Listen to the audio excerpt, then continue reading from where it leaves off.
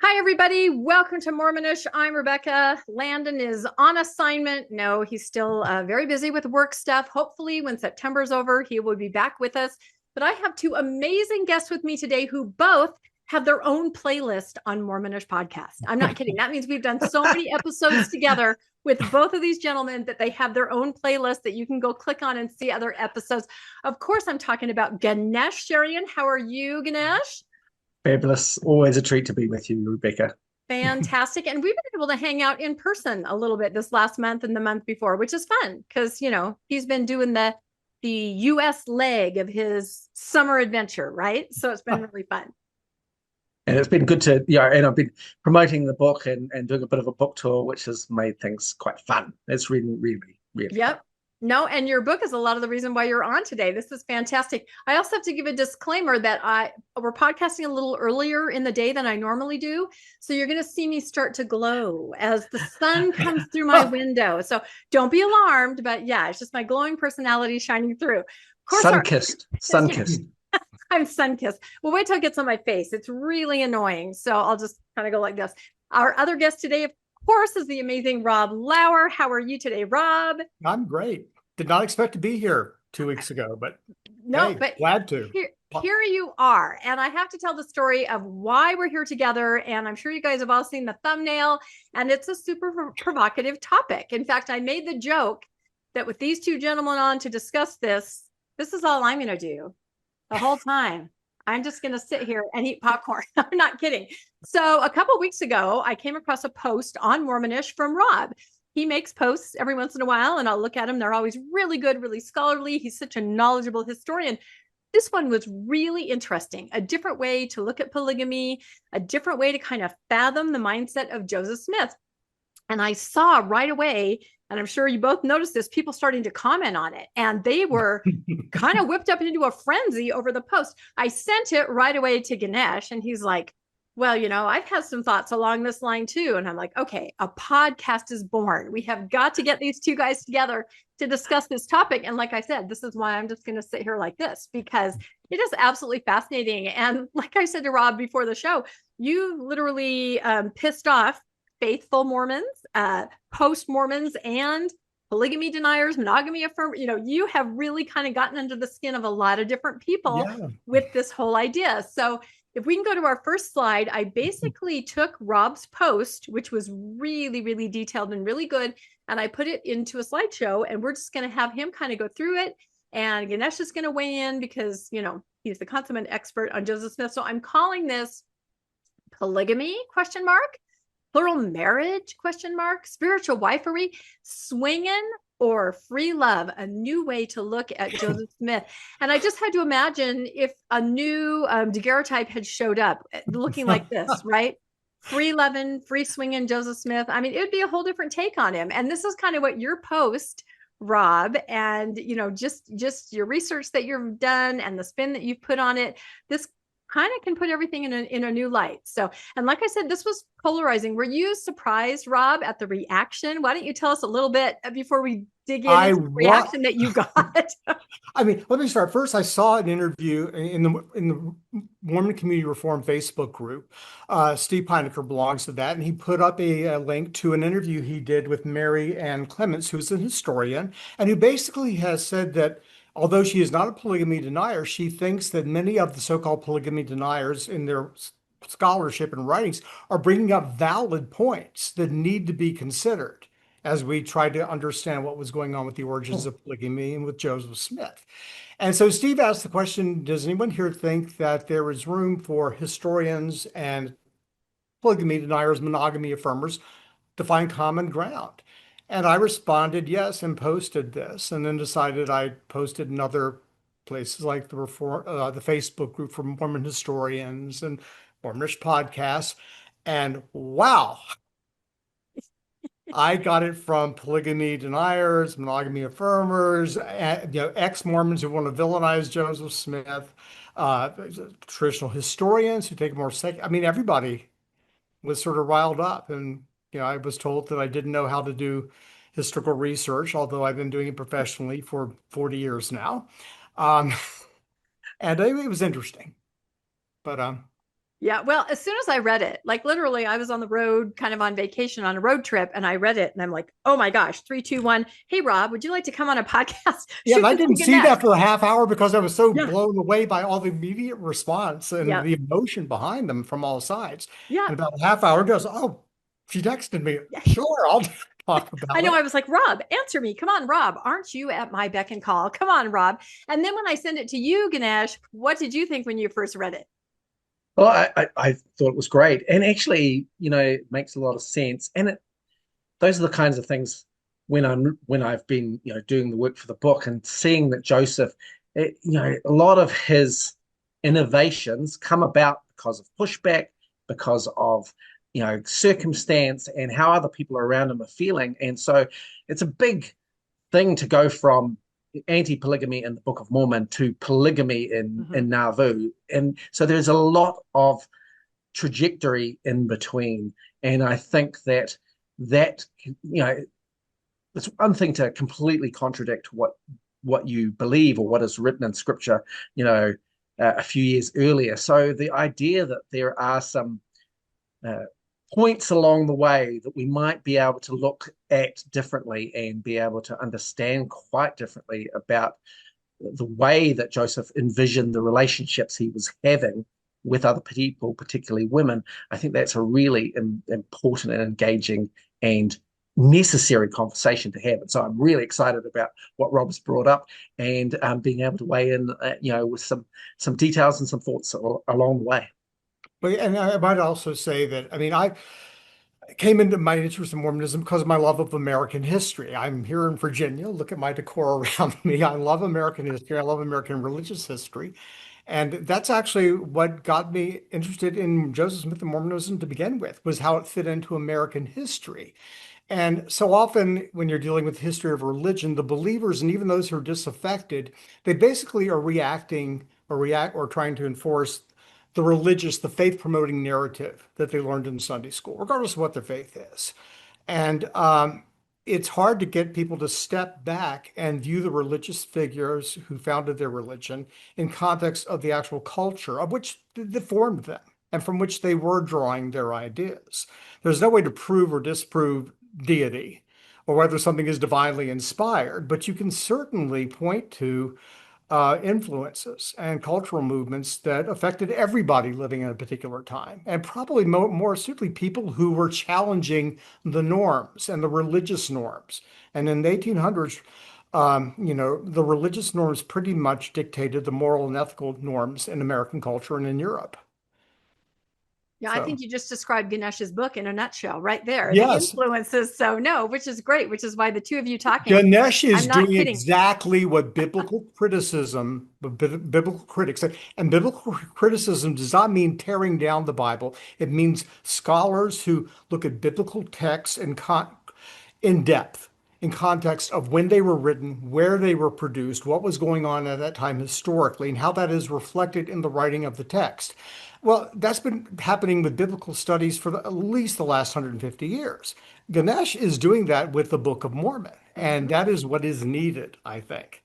And it Yep. needn't destroy anybody's faith because, regardless of what a person believes, if somebody believes the Book of Mormon is historically true, you can give them all the evidence to the contrary. They will find some way to make it historically true.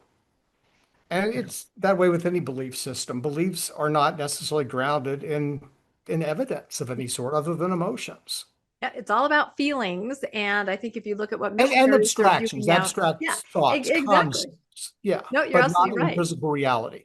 Science and history are supposed to be rooted in physical reality, documents, archaeology, that sort of thing. Yeah. So, No, and if you look at what missionaries are doing now, I just made a post on that today. It's all about feelings. It's less and less about what's actually in the Book of Mormon or what's in the restoration. It's how do you feel? How do you feel today? And, and you know, feelings have yeah, always had a big part in evangelical yep. Christianity and movements that brought forth, and also in Mormonism Mhm. from the very beginning, not necessarily in the same way that they're doing currently in the LDS Church, but certainly relying on emotions, and I'll get into this as we proceed, was a huge part of Mormonism's appeal. Yeah. Well, we all have our feelings, and we can all stare down somebody else who has a different feeling and say, but I, and they're like, but I. So we have to get to that place where we can respect either way. So, all right, let us dive in. I agree with Ganesh that the details are in the gaps, and, some of the mysteries can be solved in the gaps. And so here it is. We're just going to let Rob kind of go through. You can assign us to read any parts of it, or you can read any parts of it. But this is the post that he made. And maybe some of you are already familiar with it, but now we have an authoritative panel of Rob himself and Ganesh to kind of go through this. And let's talk about this amazing, very interesting, perhaps polarizing new concept. Take it away, Rob. Okay, so some new thoughts on the origins of Mormon polygamy. I think personal beliefs about Joseph Smith seem to motivate many people debating the origins of Mormon polygamy. That's essentially what I just said. Yeah. So any response to that? Any thoughts on that? Yeah, we are emotional creatures, right? We Yes. interpret the world through the ways that it affects us personally, and so that that's just who we are. So we're always going to have biases, because we're engaging in the world in the way that it feels right to us, the ways that we want it to be. So yeah, that's absolutely what's going on with lots of people, and of course sex and marriage and family. These are all incredibly intensively emotional. We've all had experiences, and they can, they can be widely different.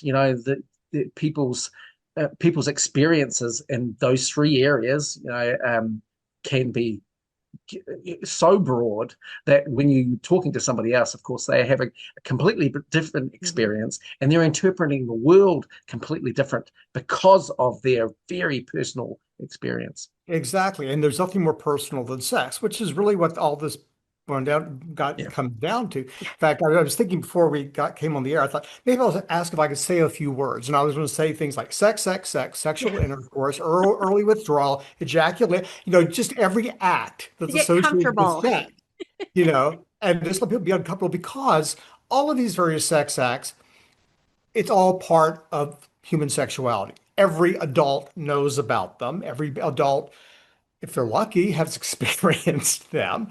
And yet it is a realm of emotions. I mean, it has been said that sex is where civilization and nature intersect, where urges and principles intersect, where the mind and the emotion intersect. And it's very uncomfortable for all of us. And so, regardless of how comfortable you are talking about sex, there are aspects of it that we are uncomfortable with. Even speaking to maybe our husband or our wife or our partner, who's going to share all their sexual fantasies with the person that they are most connected with sexually? Not too many people. And maybe that's a good thing. In some cases, yes, it's true. But I was going to say, Joseph Smith, when it comes to him, I think they tried really hard in raising all of us with this idea of Joseph to keep sex out of it, right? It was never about that. It was, it was apostolic, it was religious, it was caring for women. Yeah, there was none of that carnal side of it. I think a lot of us, in our mind went, well, wait, what was that like? What was happening? But no, that is not how we look at it at all. So it's interesting to really explore this side. And I think this is why it is polarizing to a lot of people. Yeah. And also, that's interesting you say that, because actually in Utah during Brigham Young's days and John Taylor's day, when they were practicing polygamy, they talked very openly about, in their sort of Victorian they weren't really true Victorians. The Mormons in Utah weren't, because they weren't abiding by the sexual codes. But they were pretty open about, they sort of saw polygamy as therapeutic for men. Physically. I wonder why. Yeah, I wonder why. No, I just think that, I remember being in a Relief Society lesson where, oh my gosh, which prophet was it that married two girls on the same day, two teenage girls, and they were reading his, Life of the Prophet, and they read that, and it just kind of went over everybody's head. And then somebody, because they weren't thinking at all of the mechanics of what we were talking about, an older man marrying two young women on the same day. And then someone made the joke, oh, that must have been some honeymoon. And then all the little old ladies in Relief Society started laughing. So, it's uncomfortable, and I guarantee they're not really thinking about it, because if you do, that's horrific, right? An older man marrying two young women on the same day with what level of consent or, Well, when I was teaching in Wyoming, I'd not to get too far off point, but when I was teaching in Wyoming in 2006 to 2008, a lot of LDS, most of the kids in the theater department were LDS at Western Wyoming College. And this one girl was telling me about, and sharing with some friends about this romantic story about the handcart company, about how her great grandfather had a vision of the girl he would marry. She'd be wearing a red cloak, and he got there, and here was this girl in a red cloak, and he proposed, and they were married. And then dumb me said, "Did you have any history of polygamy in your family? Because the story sounded vaguely familiar." Well, yeah, she goes, "No, no, no, not my family." Well, the true story was, this is a very famous story about the handcart company. This older married man with several wives had a vision of a young girl in a red cloak. He right. saw her, and she became like his third or fourth wife. But that to a young LDS person who basically probably came of age in the 1990s with this story, with this thing of Emma and Joseph sort of being the perfect monogamous couple, it had to be rewritten or reimagined, or maybe it was probably retold to her in a different way that made it more palatable. Oh yeah, they really pushed the Emma Joseph love story. I mean, when I was growing up, that was not it. Emma was just, where was she? What happened to her? Oh, she fell Yeah, away. when she was She was sort of the apostate. villain, right? And That's then right. all of a sudden, when I'm at BYU or a young married person, it's like a love story. What is this movie on I Temple know, and Square? Legacy? What is and this? So and that sort they of gives really repackaged her, I think, into And a that love sort of story. gives context to Yeah. what a lot of the polygamy dyers, who my experience is, they tend to be younger than I am. Everybody's younger than I am. Yeah. I'm 66. Me too. But but they tend to come of age like in the maybe the late 80s, 90s, and with that image. But when I joined the church, that was not the case. But around 1975, when the church was starting coming out against the ERA, and suddenly Hmm. its view of women was getting criticized, around 75 is when they commissioned the statue of Joseph and Emma. Yeah. And you started seeing books like Judge Me Not, Dear Reader, which were sort of these fictional novels often told in Emma's voice, where she's asking the LDS reader not to judge her too harshly. And from then on, by the 80s, it just parlayed into, they were a monogamous couple. Hmm. But when I wrote Digger, that wasn't the case. I couldn't find anything in LDS sources that was positive about Yep. Emma. Anyway, going on, let's go Yeah. to the next There's slide. so much. I know.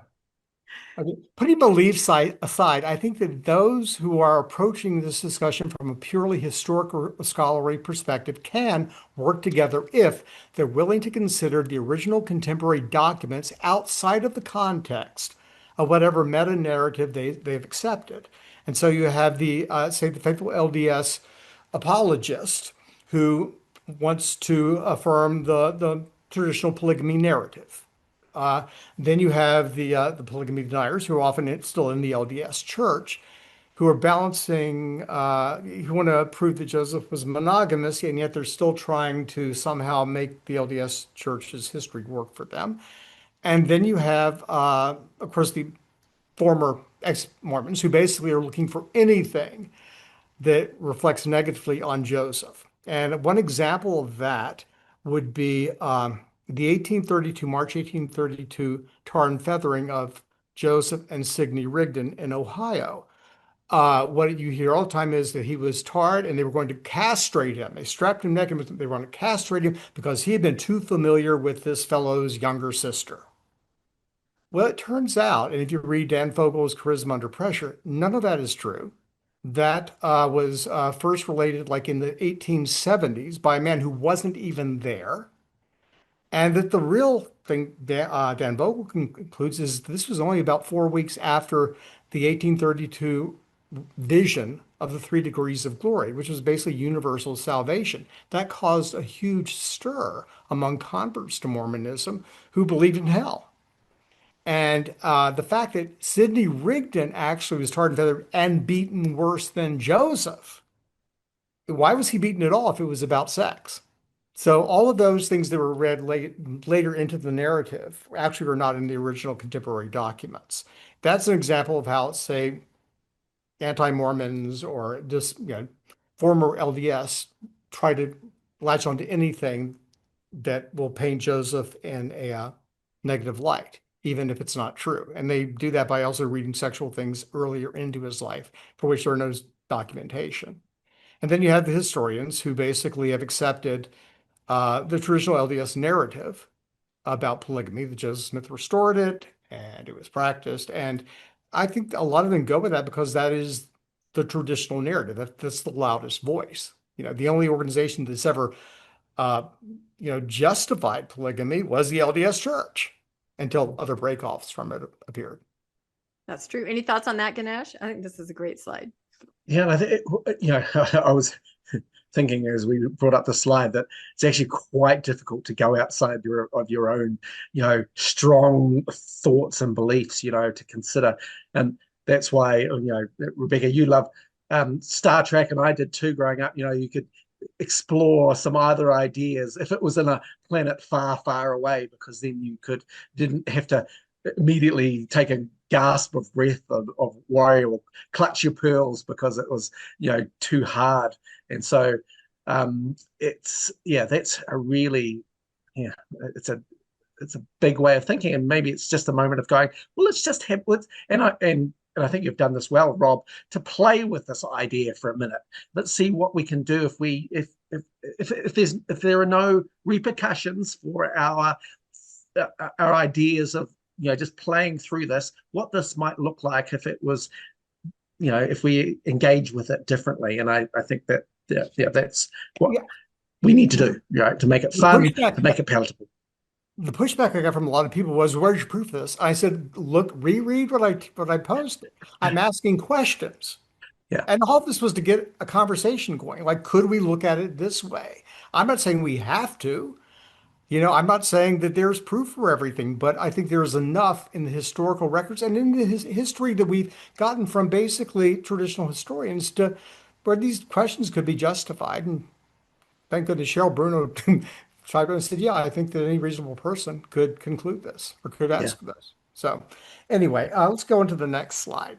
But this is again getting away from the meta narratives, and let's sort of view Mormon history and this aspect of Mormon history in context of the time of the culture.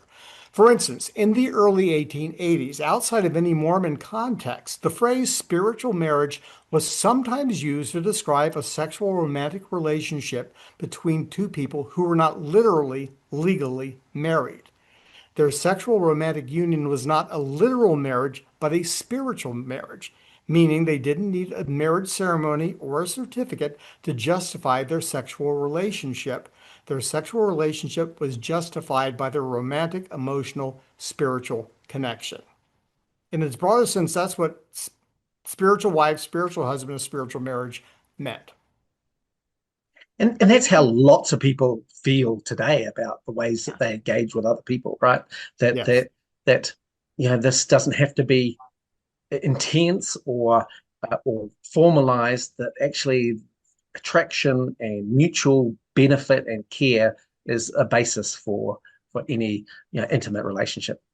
It reminds me of sorry, am I muted? No. No. It reminds me of Chad Daybell and Lori Vallow, right? What did they do? Their eyes met. They knew they'd been together before through eons of time in different relationships. They were both married to other people. Forget them. They have to die. Unfortunately, this is how it kind of takes an ugly turn. But they felt they belonged to each other, in this sense that would transcended any other thing. And I mean, that, of course, is the darker side of this idea. But people do use religious justifications for this. I'll find you my friend, right? Saturday's War You. I knew you before. We were promised before. I think sometimes this is used by people who are more predatory, right? Have a girl at BYU, as I was. Oh, I know you're the one, right? I've sensed you're the one. I actually had someone say that to me. So I'm like, I don't think you're the one. That phrase, "you're the one," that is a secular idea. That's not a Mormon thing. Yeah, Mormons have latched onto, Latter-day Saints have latched onto, but that's everywhere in the world. Just this idea of a soulmate, that's a phrase that actually is used often in the late 1700s, 1800s when talking about this sort of thing. You found a soulmate or souls. Yeah, a soulmate, right? I think Mormons added we promised ourselves to each other before this earth, right? We have this whole life that we lived pre-mortal. Who knows who we knew or who we were connected to, right? That was Chad and Lori. They're like, we are bonded together. So I found this, I put this up here on this same slide in the footnotes of the polygamy essay.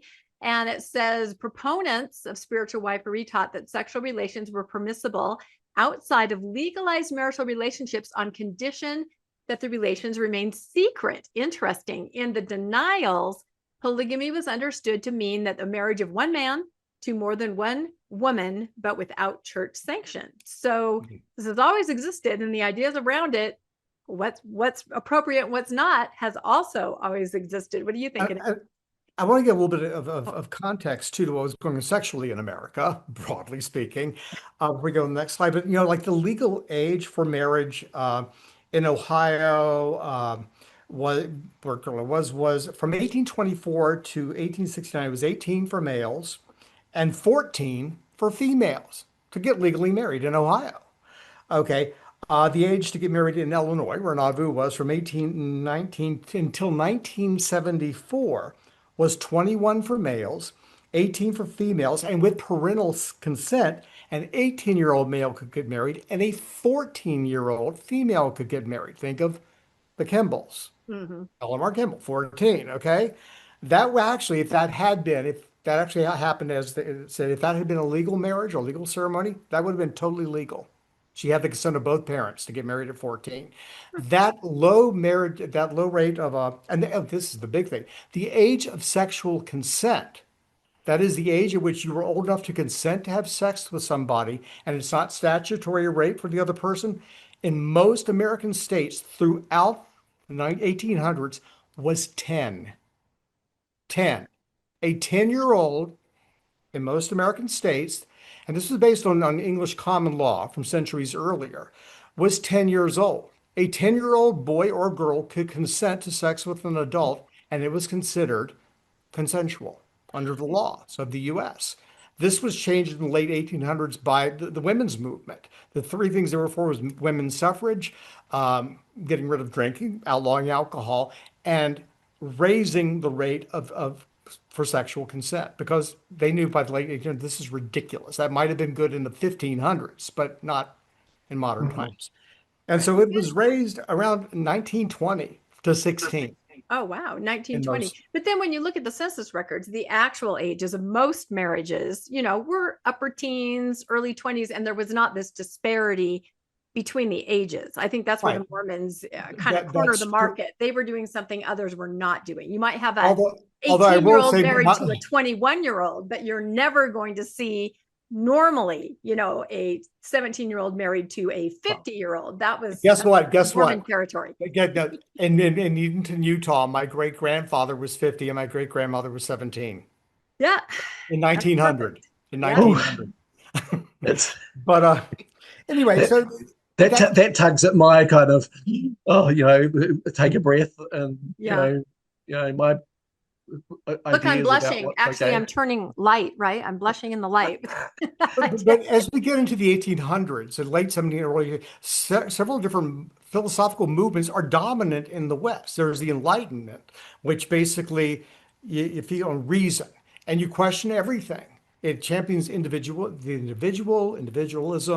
and the idea that even religion has to be rational to a great extent. And so everything about religion was being questioned by Thomas Jefferson, James Madison, the Enlightenment philosophers, and they were coming up with their own theories about that and rejecting the supernatural. In the late 1700s, another movement arose, and that is Romanticism. And we're not talking about rom-coms. We're talking about the philosophy of really honoring the individual, championing individuality, and also really playing into the idea that emotions are needed just as much as reason to make sense of things, and that your emotions are valid. And it basically romanticized the past, especially the ancient past, because they looked backwards and thought that before the modern age, things were more pure. People were closer to nature, to their instincts, to God.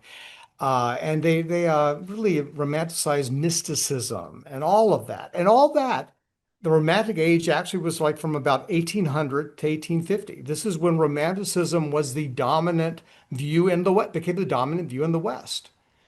So the idea of love and falling in love and two individuals feeling a connection to each other that sort of transcends social conventions was very big. And there were a lot of great thinkers at the time. Emanuel Swedenborg, who was a theologian from 1688 to 1772. He was very much talked about a true marriage was a marriage of the minds.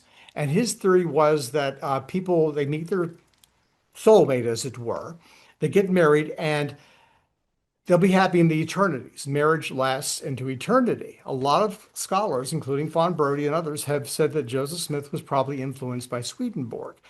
Swedenborg believed that people, whatever, if a married couple, when they died, the state of their relationship in eternity was the same as it was in this life. And they might find once they die that they're just incompatible, at which point they just sort of separate and they are free to find a true soulmate in eternity. And those who weren't married in this life but had these high ideals about marriage in eternity, they will find their true love. That sounds very similar to modern day LDS thought. But that was something that was around in the 1700s and in the 1800s, and which Joseph Smith was probably familiar with and studied. You have great writers like Lord Byron, Percy Shelley. These were all romantics, and they championed free love. The idea that if you emotionally connect to somebody, then you don't need to be married. Um, and I mean, William Blake was another mystic artist who also he described that he said that marriage he compared it to slavery. Um, That's Mary probably a Shelley. very popular idea. No, it reminds me of, I just see this trajectory with the church. People are asking questions. What will, now that women can be sealed to more than one man once everyone's deceased, what's it going to look like? It almost sounds like it looks like free love, right? Yeah, You get to choose. They've come out and said nobody has to be with, this is in the New Gospel Topic Essay. Nobody has to be with anybody they don't want to. Throw everyone away. Find that guy over there. He looks interesting, right? It's really, people are getting very curious about it, and especially what it means for women and relationships. So yeah. it's a new narrative. I think it's fascinating. And yet I think in a way it's hearkening back to the narratives that maybe gave birth to all of this to Mhm. begin with, Great because it point. has so much in common with it. What do you think, Um, Ash? Well, as part of this, I wanted to highlight that Joseph eloped with Emma, right?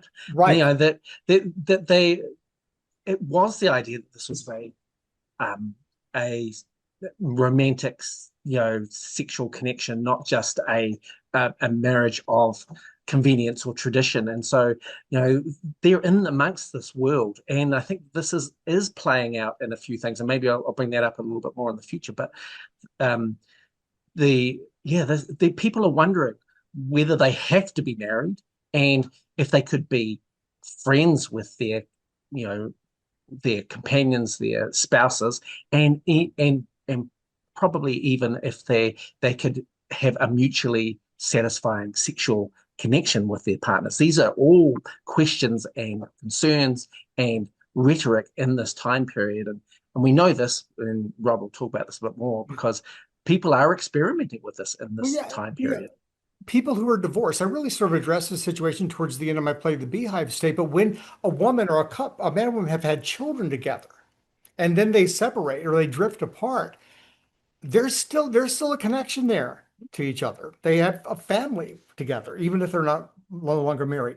I wanted to also bring up something about context. Here is a book. This is written by Leonard Arrington, Building the City of God, Community and Corporations Among the Mormons. This was published by Deseret Books in 1976. And it's an examination of the United Order and the whole concept of Zion. And the whole first chapter of this book, Arrington talks about Robert Owen and Owenism, which was a form of communitarianism. And he basically said this probably had a huge effect on Joseph Smith's idea. There were a lot of Owenite communities in America at the time, several dozen in the 1820s and 30s. The largest one was New Harmony, Pennsylvania, which was only 125 miles southeast of Kirtland. There were two others in Ohio. And Owen believed that he believed in having all things in common, but he believed that the three things that basically enslave human beings are irrational religion, let me see private property, and marriage. Okay. Marriage. Now, guess there was a community that sort of followed a lot of Owen's ideas. It was in a place called Kirtland, Ohio. Mhm. It was a Morley family farm. A commune was there. Parley P. Pratt knew these people in 1830. He had the Book of Mormon. He went there and preached. Sidney Rigdon was their leader. And at this time, there were so many new religious movements and utopian movements springing up all over America because for the first time you had a nation that separated church and state. So everybody was free to pursue their beliefs and experiment with them.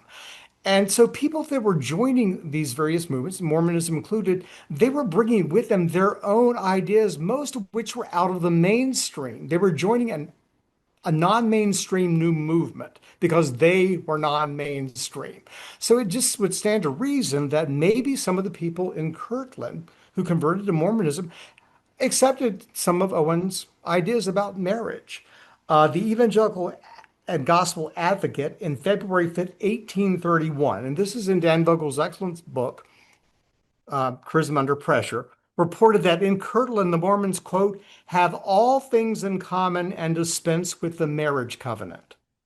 Now, there's no real proof for that, but the idea that people visiting there assumed that some of them did this, that some of them believed this way, is certainly legitimate.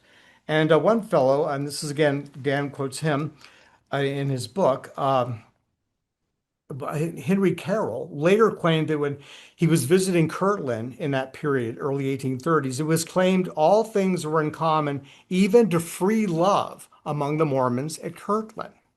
So in the 1830s, people were looking at these people gathering in Kirtland at a place that was based initially on the principles and these various principles and wondering, are they into free love too? And while the majority, I think, probably were not, it's certainly logical to assume that maybe some did believe that way. The first mention of polygamy among the Kirtland Mormons, of course, was the defense of that Oliver Cowdery published, defending the church against charges of fornication and polygamy. He linked the two. But that came about because an elder and a missionary and a high priest, Joseph Wood, up in Pontiac, Michigan, basically was up there. And the church leaders in Pontiac, Michigan became very upset because he was basically, they said he had a lustful spirit and he was indulging sexually with women, saying that there was no sin in it. And he was married. And he was So married. that was actually somebody engaging in free love in Michigan, a Mormon. That was the reason why, Oliver wrote this defense.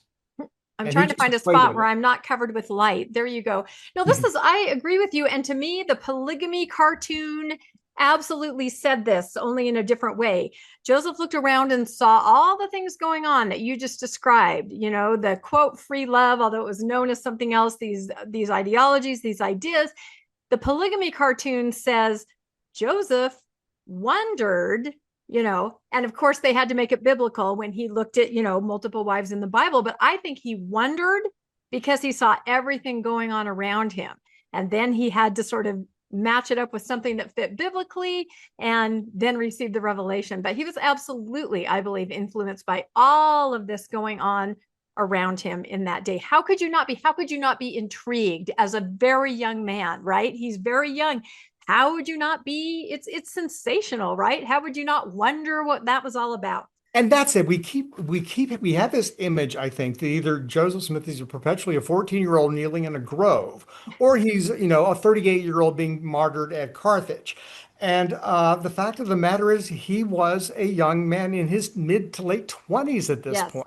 And from all accounts, good looking. He was told to be fine looking. He was said to have an athletic build. Yep. And if the photograph that was uncovered a few years ago is any indication, I mean, well, as a gay man, I think he's good looking in that picture. I think he seems ruggedly handsome. All the traditional pictures of Joseph, from that were done from the death mask, and basically were drawings done in Utah. Oh yeah, he kind of had that weak chin and the weird long nose, and I thought when I first saw those when I was reading Mormon history, I thought, God, he sort of looks like Liberace.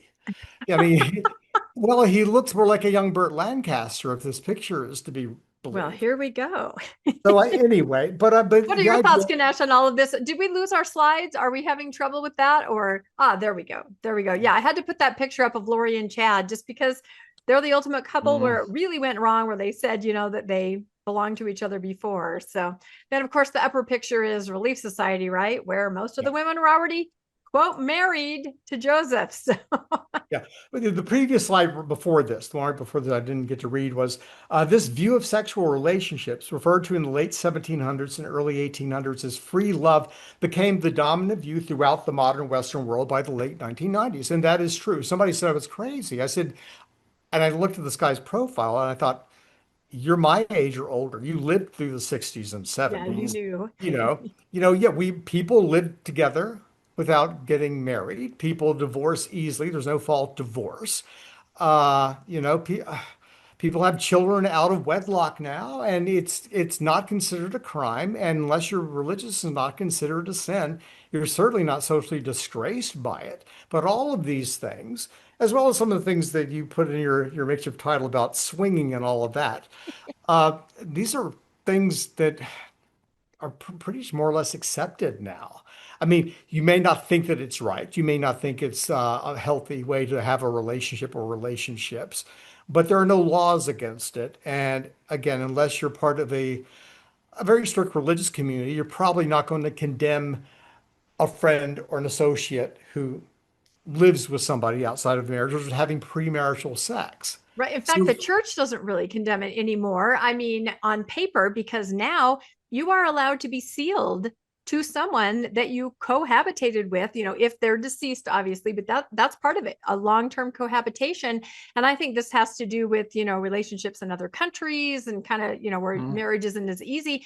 But you can do this. You can be sealed to somebody with whom you cohabitated, which I think is really interesting. Ganesh, your thoughts on this whole free love? Well, my parents were hippies, and I was a product of Prize. the free love of the 70s. And I was not born with my parents being married, and they got married after I was born. So and there's nothing wrong with me. I just like to say, nothing wrong with me at There all. is nothing wrong with you, Ganesh. well, you mentioned Joseph. Ganesh, you mentioned Joseph and Emma getting married for out of romantic. I mean, that was actually not the norm. I mean, Yeah. I don't know if anyone here watches the series The Gilded Age, set I in New do. York I in the just finished season 1880s. 3 last night. But I mean, really, I know, but I mean, even in the 1880s, outside of the idea of marrying for love was very controversial, especially if you were well off. And so the fact that Joseph Smith and Emma ran off and eloped, and incidentally, the legal age for a male to get married in New York at that time, where he didn't need his parents' permission, was 21. Joseph Smith turned 21 3 weeks before he married Emma, and she was a year older than him. So she could have gotten married a year and a half earlier. He could not have done it legally by eloping. Do you Uh, know what the legal age it was in Pennsylvania? Because of course they did elope to New York to get married, yeah, and maybe they was not possible in Pennsylvania. I thought it varied from state to state. A lot of times it was a little bit older for men than it was for women, and for to be to be in your teens required parental consent. Now, New York also had common law Yeah. marriage, which is basically if you shack up with somebody and stay with them long enough, you're married under the law. But Joseph Smith and Emma did not want to do that. She was a good Methodist, and he was trying to be one at that point, I will say. Okay, with the free love thing, my next question is Surprised that this was why going aren't any Mormon scholars suggesting that the idea of free love, might have reflected Joseph Smith's personal views on sexual relationships? The contemporary evidence seems to indicate that Joseph believed that when a man and a woman were sexually attracted to one another, that sexual attraction was intertwined with a spiritual aspect. And when they both recognized this, they were morally justified in engaging with sex, even if they were legally married to other people, so long as their sexual relations were covered with a cloak of charity and kept secret so as not to hurt their legal spouses or arouse the anger of a non understanding, less spiritually enlightened world, they could not sin. those phrases and quotes come right from Scripture 132 and things like the happiness letter, which no people dispute, but I think it reads like something Joseph would have written.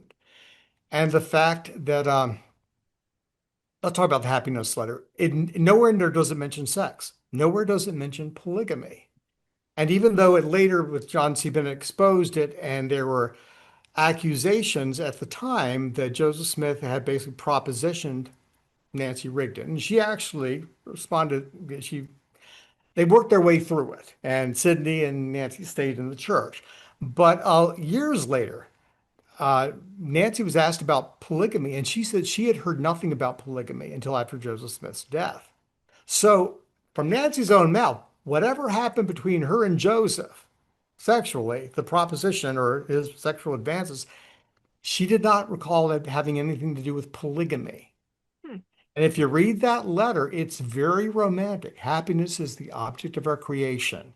God he's so liberal in the way he views us and what's sinful in one situation isn't sinful in another, which a lot of people deride as well. That's, situational ethics. But guess what? Ethics are situational. Yeah. Um, What do you think so about the happiness letter, Ganesh? What's your take? I mean, to me, there's such a power differential, an age differential. Even if he was trying to be, yeah, in his mind, romantic, I mean, it just looks like not a great situation. What do you think, Ganesh? The optics are terrible. Yes, that's what I was Um, trying to say.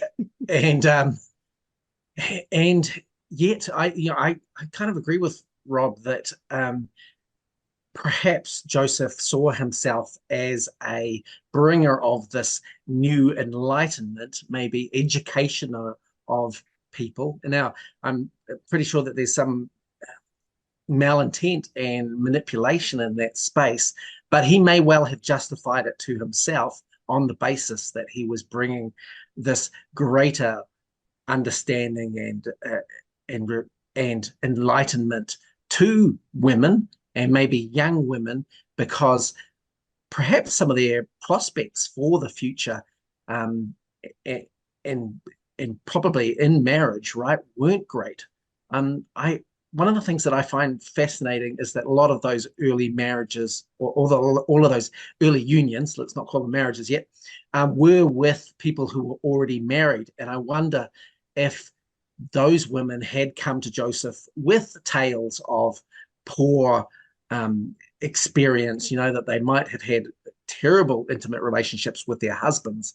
And Joseph, you know, saw ways that he might be able to give them happiness or have them engage in happiness, or that there might be some mechanism by which they might have some power or pleasure in the relationship stakes.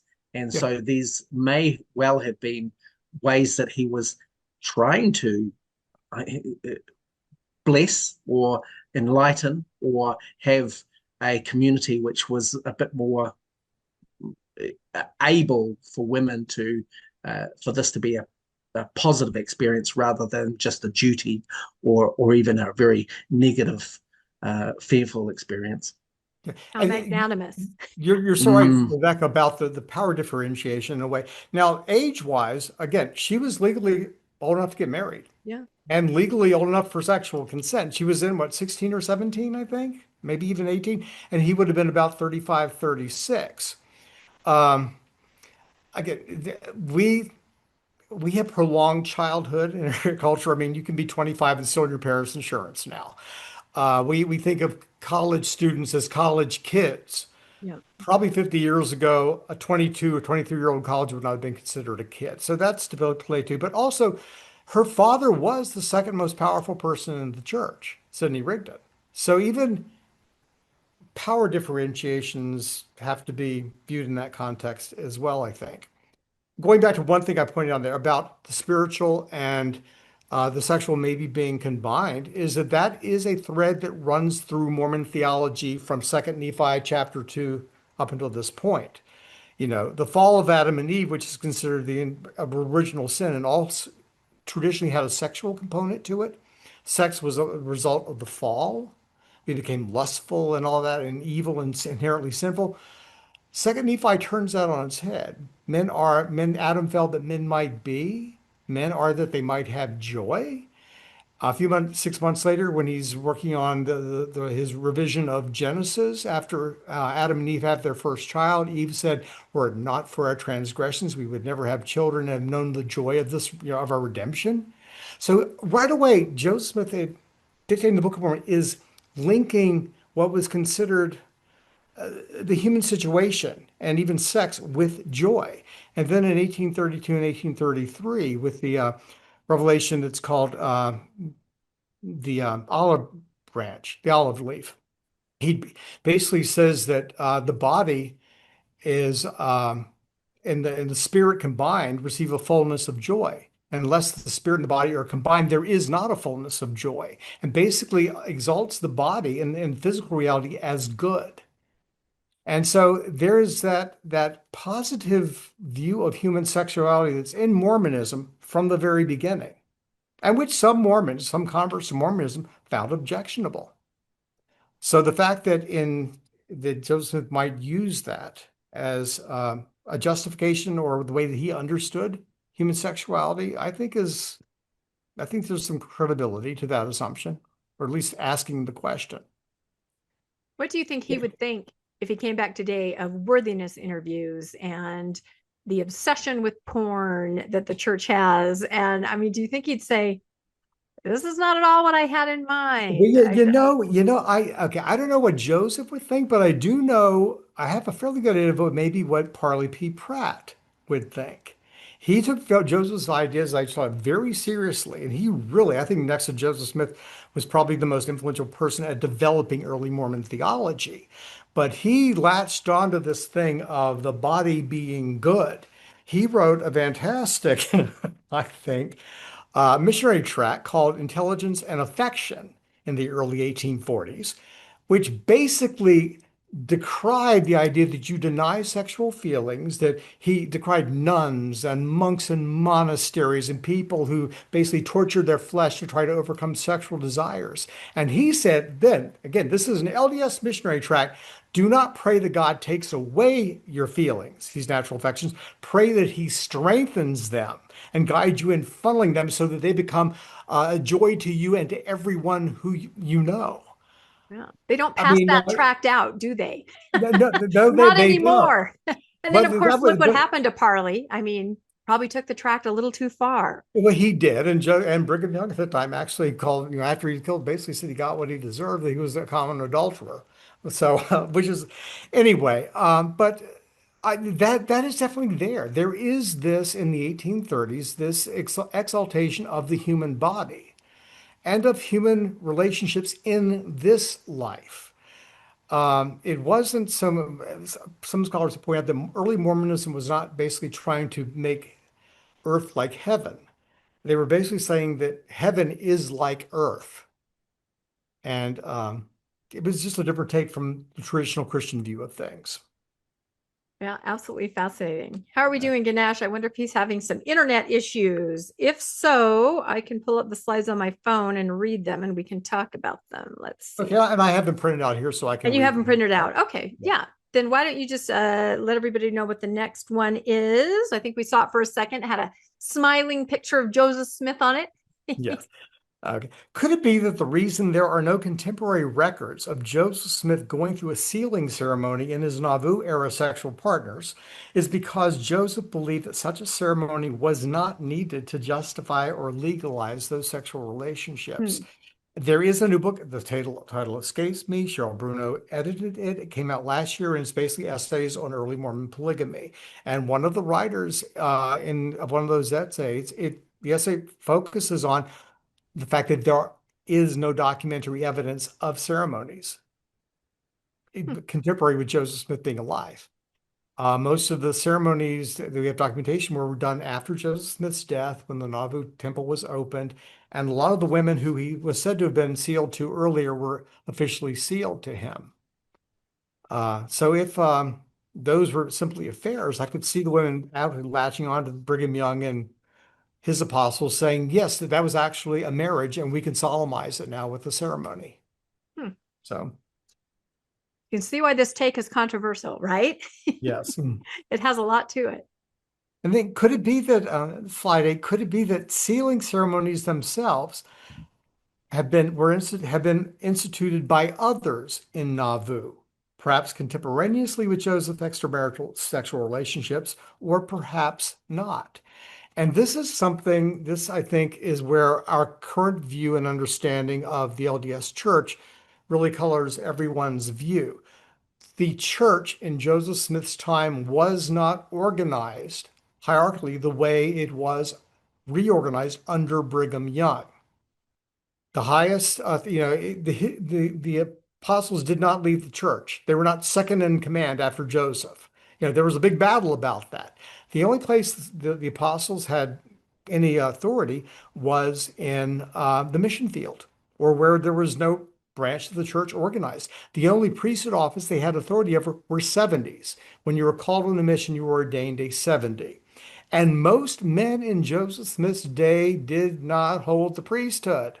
Only about 20%. People All men forget weren't that. given the priesthood. You were Yeah. just given the priesthood if you were called to serve as a minister in a congregation or to serve as an officer in a stake. Other than that, Brigham Young was the one who ordained all the men as 70s so that they'd have to listen to him because as the head of the 12 apostles, he would then be their leader. So the idea that there was one centralized system that controlled everything, and that if Joseph Smith taught something in Nauvoo that everybody knew about it, or in Kirtland that everybody instantly knew about it, or sure, is false. News traveled only as fast as a horse. There was no telegraph, there was no telephone. Newspapers had to be carried by wagon from one place to another. Railroads, there were a few in the East Coast, but they were just from one city to another. There was no interstate railroad system. And so communities, pockets of Mormons, communities around the world, they didn't know what was going on except in their own backyard. And so again, everybody's a convert. They're joining a religious organization, a religious movement that's outside the mainstream, and probably most of their beliefs religiously and maybe even sexually are out of the mainstream. You really find this in England in 1839, 1840. Fielding, who was the mission president, discovers in 1840 that there have been Mormons who have been too familiar with each other. There have been pregnancies. There have been Mormon men saying that there's no sin in it. And there have actually been Mormon women, a group of Mormon women, who are having visions and saying, your husband or wife really isn't your true companion. This person is. I'm predicting that certain women or men were going to get killed and their surviving spouse could then marry so-and-so, who they were saying was your true companion. The Journal of Mormon Polygamy has an excellent story, feature article of this in the current issue about this called the Companion Revelation, and it was a big deal. And in Britain, and this is pre Bennett. This is pre anything happening in Nauvoo that we know of. This is again British converts, and free love was a concept floating around England, maybe even more so than it was in America. And so this very romantic idea of visions and revelations that you're not my real soulmate. I may be married to you, but sister so-and-so had a vision and a dream, and this person is actually my true companion. Yeah, That again, was this sounds like Chad Daybell, Lori Vallow stuff, right? exactly. Or people that aren't as well known that just say, I have a feeling I'm supposed to be with you. I think we've all heard stories like that. You add this premortal life, religious component to it, and there it is. But this is so different, I think, from how the pioneers, the early saints are pictured. They are stalwart, religious, absolutely moral, completely upright, and everyone else, the Gentiles, are the ones, that are engaging in things. They're pure and, unsullied. It's just so funny to see it in this way. Ganesh, what do you think about all of this? I think you might be frozen a little bit. Huh? We're having a little bit of internet issues. So, but no, thanks for bringing up that journal article. And it's called, what's it called again? It's called the new the I think Eternal Companion. Okay. Jeremy Hoop. Oh, okay. Okay. And it just full disclosure here. I am one of the peers who review some of the Oh, you things. do? Okay. Yeah, I did one. Interesting. I spent about 6 weeks and probably 60 hours doing one and turned it down because it just, Was so a little it's not too getting much. published. And I was just one peer looking at that. I Yeah, don't know who yeah, the person was. yeah. But anyway, my point here is that because the church was not centralized as it became under Brigham Young, when he moved all of his followers to Utah, they were in one place. He could control them. That's when a centralized Mormonism emerged. It did not exist in Joseph Smith's day. And so you had pockets of communities of Mormons all over the globe, not all of the globe, but in England and in parts of the US, who were separated. And probably they were dealing with these things in each of the communities. So each community could have its own sexual rebels, as it were, or Yeah. people who had sort of free love ideas or their own ideas about sexuality that they had to deal with individually. There was no, Joseph Smith could not dictate something and have it sent out to all the saints within a week or so. News spread, again, only spread as quickly as a horse could travel. Yeah, we forget that sometimes, don't we? That, it did take time to happen So, organically for and sure. so you could have had in Nauvoo. The interesting thing about what happened in England is that the mission president didn't know this was happening. It had been going on for almost 2 years. And somebody actually told him he was very troubled by it. And then he spoke to Parley P. Pratt, who was also serving there and would be the next mission president, who said, "Oh, yeah, I know about it. But yeah, it's sort of crazy." But these were two men living in the same area of England, of London, Yeah. and they didn't know what was going on. So it could be that people were instituting sealing ceremonies of some sort in Nauvoo at the same time that Joseph was doing his thing, and Joseph Smith didn't know about it. Yeah. Well, I'll Uh, tell you what it reminds me of. I don't know if you've watched The Handmaid's Tale or read The mhm. Handmaid's Tale. Yep. And I think it was during the first season, maybe the second, where they were showing how, the men who set the structure up were kind of organizing everything. And there's a scene where they're the higher up, the men in charge are in a car and they're like, yeah, to save the population, we've got to impregnate all these young girls. And another guy goes, well, how are we going to do that? How are our wives going to be on board? And the guy goes, oh, we'll make it a religious ceremony. They'll love that. They'll eat that up. Yeah. That's exactly what happened if you have seen The Handmaid's Tale. But very shrewdly, they recognize that you make it something otherworldly, you ordain it of God, and you can do whatever horrific thing you want to do. So I Yeah. wonder if sealings, if they just had to legitimize it in that way, they'll eat this up, Yeah. I right? mean, we know that certain women claim that Joseph Smith approached them. Uh, Not Parley P. Pratt, the other Pratt, Orson Pratt's wife, being one of the, and rejected him and was outraged by it. We assume that all the other women, I think modern day, we assume they must have been pressured, but I mean, it could be a real possibility that they were actually attracted to him too, if nothing else, because he was powerful and a prophet. And the ones that went along and had relationships with him, maybe they were okay with that to a degree that they were ashamed of, that they wouldn't want to admit while it was happening. But then later, after Joseph Smith's death, if they're given the opportunity, hey, it was legit, what he told you was right, and there is actually a priesthood authority that can make this so that you'll be with him in eternity. And you'll, as a wife, not as a love, Right. not as an affair, but it makes this relationship legitimate in God's eyes and in the eyes of the church. I can see a lot of women who maybe had a relationship, if they had a relationship with him sexually, saying, yeah, breathing easy. I can go with that. Right. How does being then sealed after Joseph's death to the other church leaders fit into that? Yeah. And I personally think that I'm leaning towards thinking that the endowment that was put into place under Brigham Young after Joseph was not exactly the same thing Joseph Smith was doing in his Quorum of the Anointed. Ah, I don't know. interesting. I think maybe they drew from things, and but there must have been something floating around too, because Bennett in what is it, 1842 or 40 when he writes his letters, he's talking about Masonic type rituals and things like that. That are different in most respects from what emerged, but there are some similarities. And Bennett, just keep in mind also that he goes public and Says, I just joined the Mormons because I was suspicious of them and I wanted to expose their sexual. Well, after Joseph Smith dies and James Strang starts his group, which is monogamous, Bennett joins them and introduces polygamy and Masonic-like rituals into their group, which gets Strang killed Right. eventually. So, I mean, Bennett was, I think maybe some of the ceremonial stuff maybe was comes from Bennett. Hmm, Even if Brigham Young, possibly. adopted it. I don't We were know. talking, Ganesh, while you were gone. I think Ganesh is having a little bit of internet issues, so our slides are not up, but we were just talking about sealings to legitimize these, relationships where they just kind of feel like they belong together. Thoughts on that? Yeah, well, actually, keep talking. I'll jump in. Yeah.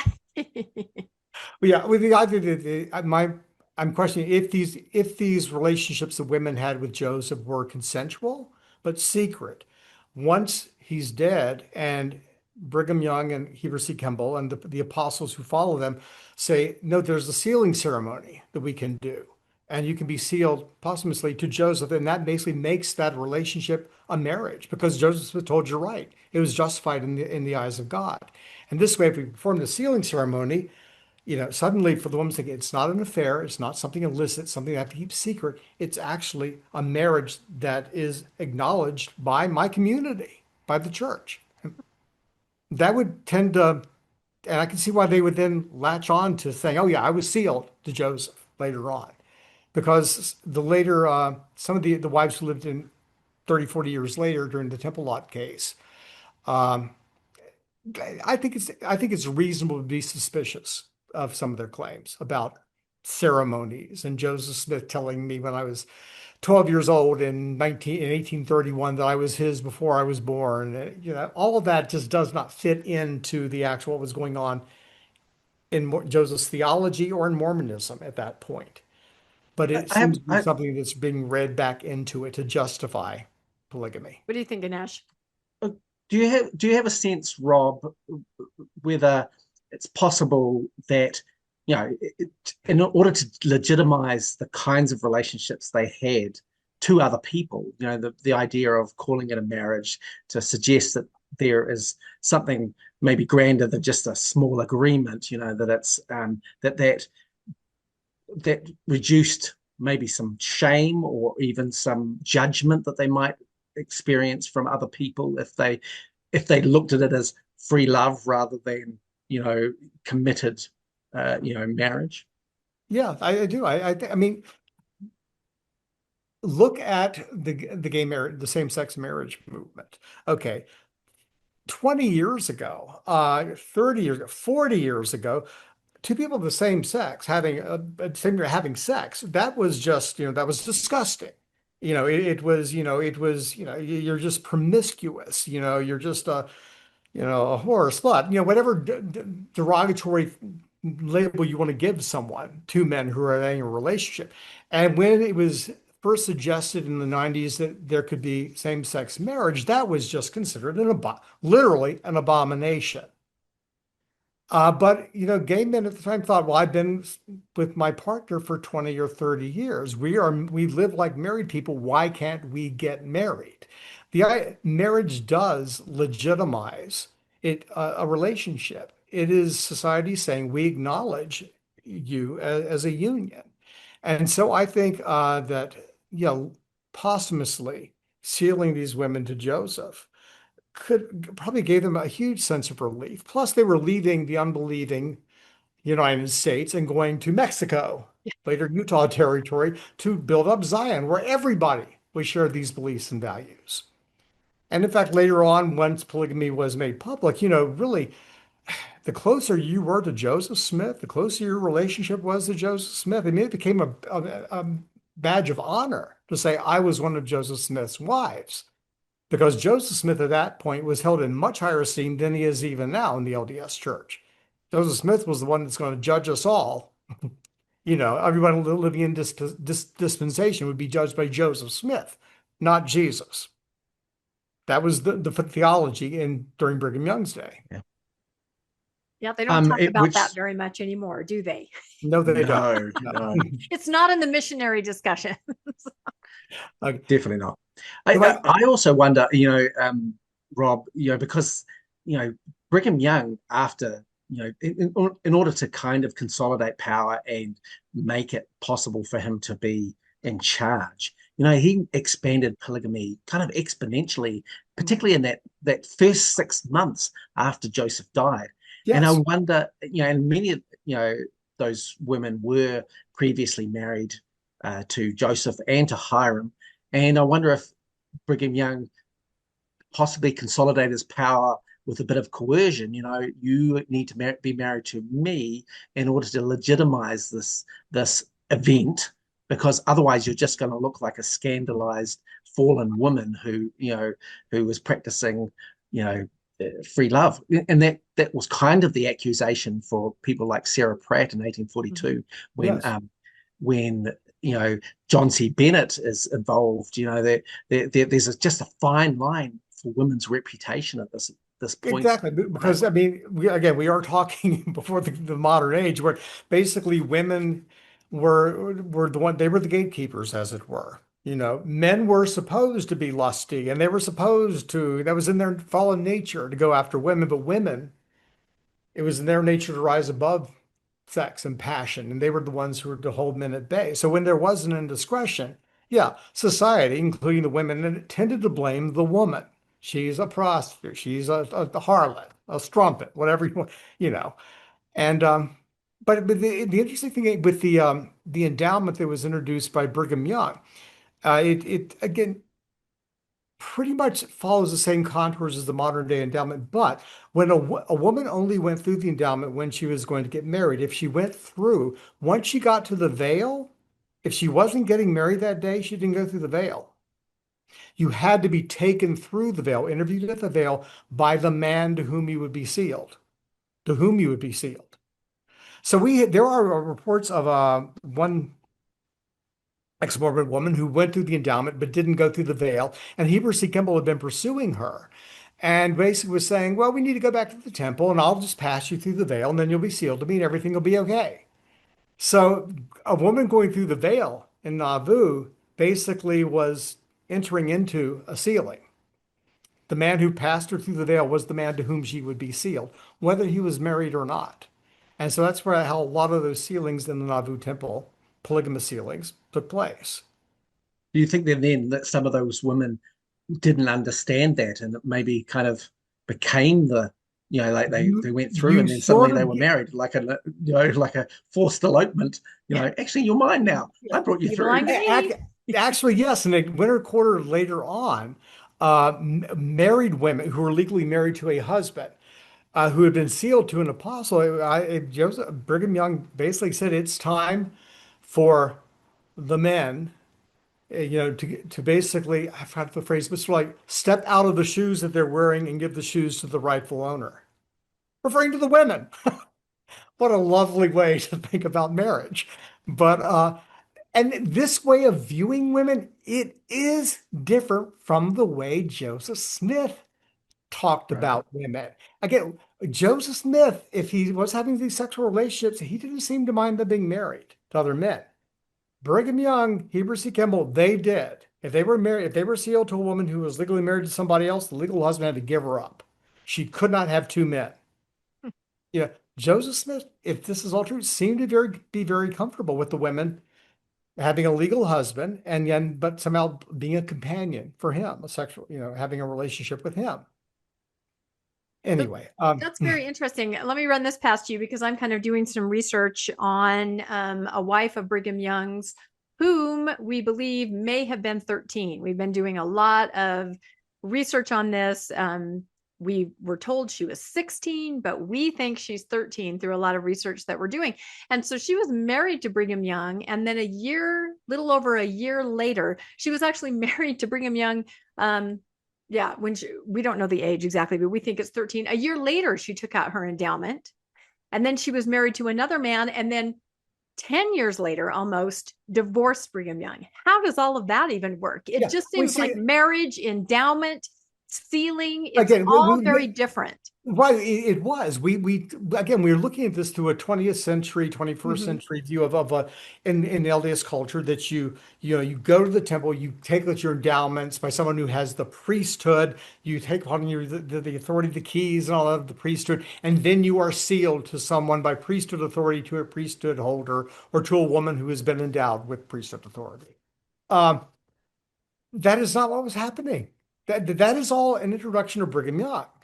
What seems to be happening is that again, it's sort of like free love. I had a dream. We have this connection. We're spiritually connected. I prayed about it. Don't you feel it too? It's okay. We're not sinning. That seems to be what was going on, not just in Nauvoo, and not just maybe perhaps with Joseph, but especially again in England in 1839 and 1840. And they're introducing little ceremonies like foot washing. I mean, Clayton in 1840 is sleeping with women in England and is being chastised by or asked about it by President Fielding, who's the mission president, who finds out about this his last couple of months as mission president. And he's sleeping with women and overnight and kissing and being intimate. And there's this whole ceremony of foot washing that's going on in England. Like a Not just second with clothes. anointing kind of a thing, precursor to that. I don't know. You think about the second anointing. What I is the mean, second anointing? yeah, The that's a wife foot washing with the washes woman's her husband's hair. foot. Yeah. My Mormon women have really long hair. Yeah, but and Brigham Young and Kimball were also doing that. And this again is pre Nauvoo revelation. And this is one thing that the polygamy, so-called polygamy deniers are bringing up that I think needs to be examined. And it fits into my contention that because Mormonism was not centralized, because it was not hierarchical, things could be happening locally in various communities around the country and in England. And even within communities, people could be acting independently based on their own spiritual whatever, or emotional or sexual whatever. And it would not necessarily be commonly known by everyone or justified by everyone. We certainly find that in England, where the English Mormons were engaging in all sorts of sexual things that the leadership was unaware of. And when they found out, they said, you got to stop that. And it was This very much this aligned with free love. this is also happening a little bit later with in Boston with William Smith. So, you know, there's just a lot of iterations that seem very casual and Mhm. incredibly problematic when looked through our eyes, and also even the kind of the the prescriptions that happen into the Utah period. Yeah. Well, you know, even again with just the customs and what was considered appropriate and inappropriate, yeah, for everyone living in America and Europe at that point. I mean, men and women did not socialize together. You might sit around, as you see in the Gilded Age, again, which would have been 40 years after this, but people were still sitting around at a dinner. And yeah, it's male, female, male, female. But then as soon as the dinner is over, the women depart and go their way, and the men another. The sexes did not socialize together. And so just a woman, you know, walking with being seen with a man who wasn't her father or her husband or a brother could raise eyebrows. And so any sort of familiarity, social familiarity between the sexes was something that people were suspicious of. And you had a lot of that happening in Mormon communities all over the place that ran against the norms. Which is why their neighbors ran them out. They're like, Well, you are breaking every social norm that we have. And we, of course, were raised, the narrative is the sober saints, right? There could not be anything more sober or pious or Yes. straight well, laced, right? And the picture you're painting, if we were to wake up and find ourselves among them, very, very different. I can see why people again, are concerned or confused by this narrative, because I feel yeah, like faithful LDS hearing this are saying, what are you talking about? This is well, not again, our ancestors. And then people who are post-Mormon are like, wait a minute, you're trying to say that some of the women might have been involved in this kind of situation. And then you And, have and polygamy yeah, deniers also saying you're painting Joseph to be this. So I can see why people are mad at you, Rob. It's a well, the thing is, fascinating concept. offering a rationale for what he could be thinking in context of the times Right. does not mean justifying any of this. In fact, Exactly. first Exactly. responses I got from somebody was, "Aren't you talked about your own narrative? Aren't you sort of locked into Yeah. your own narrative?" And I said, "What do you mean?" He basically said, "Free love, isn't that?" And I said, "No, I don't believe. No, I'm not Yeah. saying adultery is fine. I don't believe that. Yeah. I'm Make that married clear. to Where, somebody. yeah. You're married to somebody." So I said, "No, it Exactly. does not reflect my morals." I'm trying to understand from an historical perspective what was going on in Mormon communities and with Joseph Smith's thinking in the 1830s and 40s. Yep. That's exactly right. And Let's you brought yeah, let's push ahead on your theory here, your theme, but it's we could talk for hours about okay. this. Seriously, Could it's it so be that fascinating. Joseph was speaking truthfully when he repeatedly declared that he neither taught, believed, nor practiced polygamy because he did not believe that marriage ceremonies or contracts of any kind were needed to justify his having sex with other women besides his one wife, Emma? Again, it's a question. Could that be? Could that be? What do you think, Ganesh? Well, I've always wondered, and because the word concubine comes Mhm. up in the Book of Mormon, it comes up in Doctrine and Covenants section Hmm. 132, you know, but we never talk about that word Right. because it suggests a second class wife or some kind of casual, sexual Exactly. um, component, right? And so, yeah, like it's the it, Joseph is identifying this in the scriptures that are being produced, the Book of Mormon, the Doctrine and Covenants revelations, and so yeah, I think there's absolutely a case to be made that there was at least some, if not all, and maybe all of those early practices were in this concubinage realm, which you know, if you're looking at the Old Testament idea, well, a concubine could be a second class wife, or potentially a sexual slave, or um, an engagement of mutual benefit to the party. Some kind of trade, maybe even at a kind of sacred or spiritual prostitution. You know, and when you're talking about engaging in these kinds of things, and if you go back to that when we were talking earlier about the happiness letter and the idea that there is some kind of mutual benefit for both parties, not Yeah. just that it's a transaction for you know status or wealth or just survival. That it could be a pleasurable or companionship arrangement. Well, then, if Joseph is interpreting concubinage in those terms, then actually he's building a spiritual, a scriptural base for these kinds of things. And I think that that's something that we need to really consider because it's in the scriptures and we never talk about it. Right. And again, 132, talking about this is the justification, not just for polygamy, but concubines. Again, what is a concubine?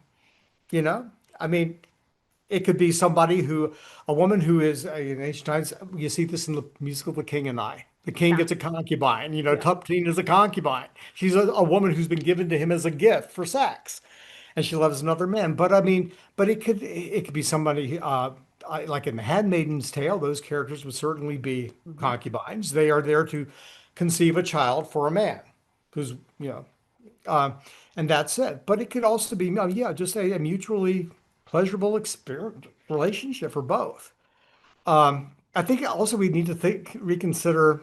Fanny Alger is usually cited as Joseph Smith's first polygamous marriage. I have said all along, I think it was an affair. That's all it was called at the time. He was accused of adultery, not polygamy, by Oliver Cowdery, and she was not an underage orphan. That was something that Anna Eliza Webb, Brigham Young's young ex-wife, who wasn't even born until 1845, later said. But Fanny Alger, she was a member of the church. Her parents were alive. She was a maid in the house. She was in her mid-teens when she went to work for Joseph. She was probably 18 or 19. He was 28, 29 when the affair began.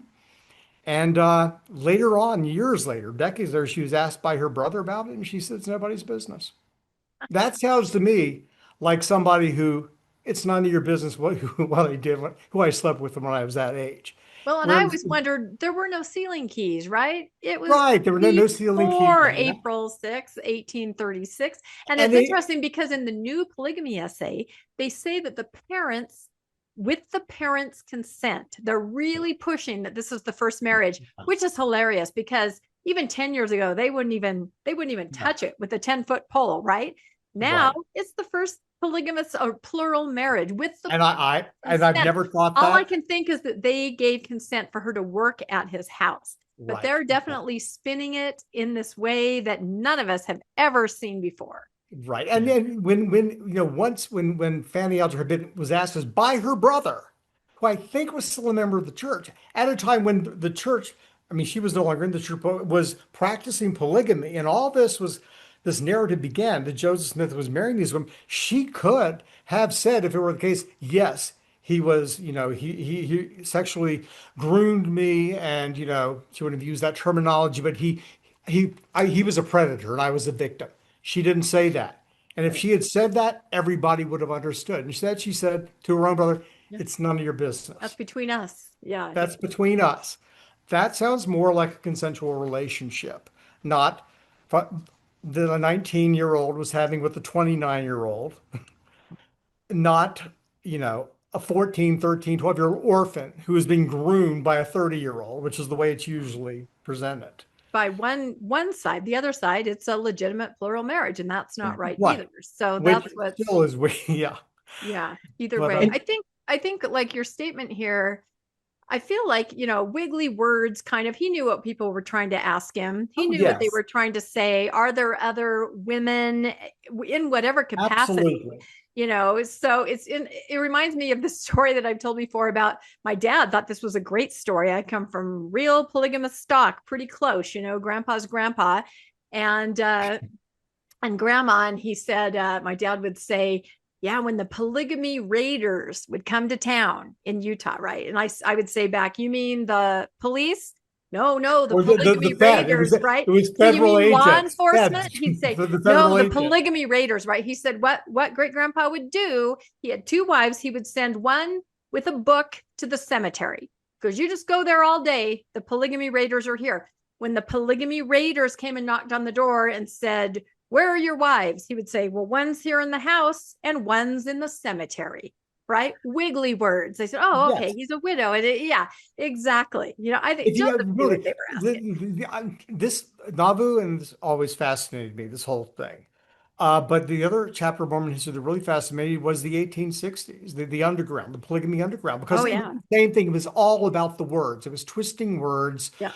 and all that. Well, they but all still that, do that, don't they? They said the words of omission, the sins of omission. They didn't say it, but they did not say it. Yeah. yes. Yeah. Oh my goodness.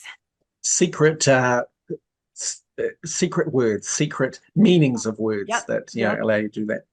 I was going to say, Rob, about Fanny Alger. This seems to be, to me, when I'm looking at the trajectory of Joseph's pivots. Fanny Alger, he's called on this relationship by Oliver Cowdery, and he pivots. This is he denies it. Oliver presses for it. He seems to be able to convince his closest associates, including Thomas B. Marsh, who's the president of the Quorum of the 12, that it isn't what Oliver claims. And of course, they oust and excommunicate Oliver. But this emboldens him, I think, to go, well, actually, how am I going to justify this? And I do have people who are willing to support me and my way of thinking about this. Yes. And so, it can easily change from this is what, or reframe it in those wiggly words from an affair through to a concubinage, through to a biblical understanding of, interconnection between people who are willing to engage in communal satisfaction. Yeah. Dan Vogel does a wonderful job in Prism Under Pressure, really documenting all of this and pointing out things that were added later to the narrative. I mean, decades later, often by people who weren't there, such as Brigham Young's ex-wife, Anna Leswet. Uh, who- and how when you just look at the documentation, what seems to be happening is he was having an affair with Fanny Alger. Emma found out about it. Eliza R. Snow was living with him at the time. Emma somebody calls Oliver Cowdery to talk about it because he's next in charge in the church. And Eliza, she takes up, but Eliza doesn't even think of this as being polygamous because years later she says that when Joseph introduced her to polygamy in Nauvoo, she was shocked. She'd never heard of such a thing. So obviously, according to Eliza R. Snow, what was going on with Fanny Alger was not polygamy. Anyway.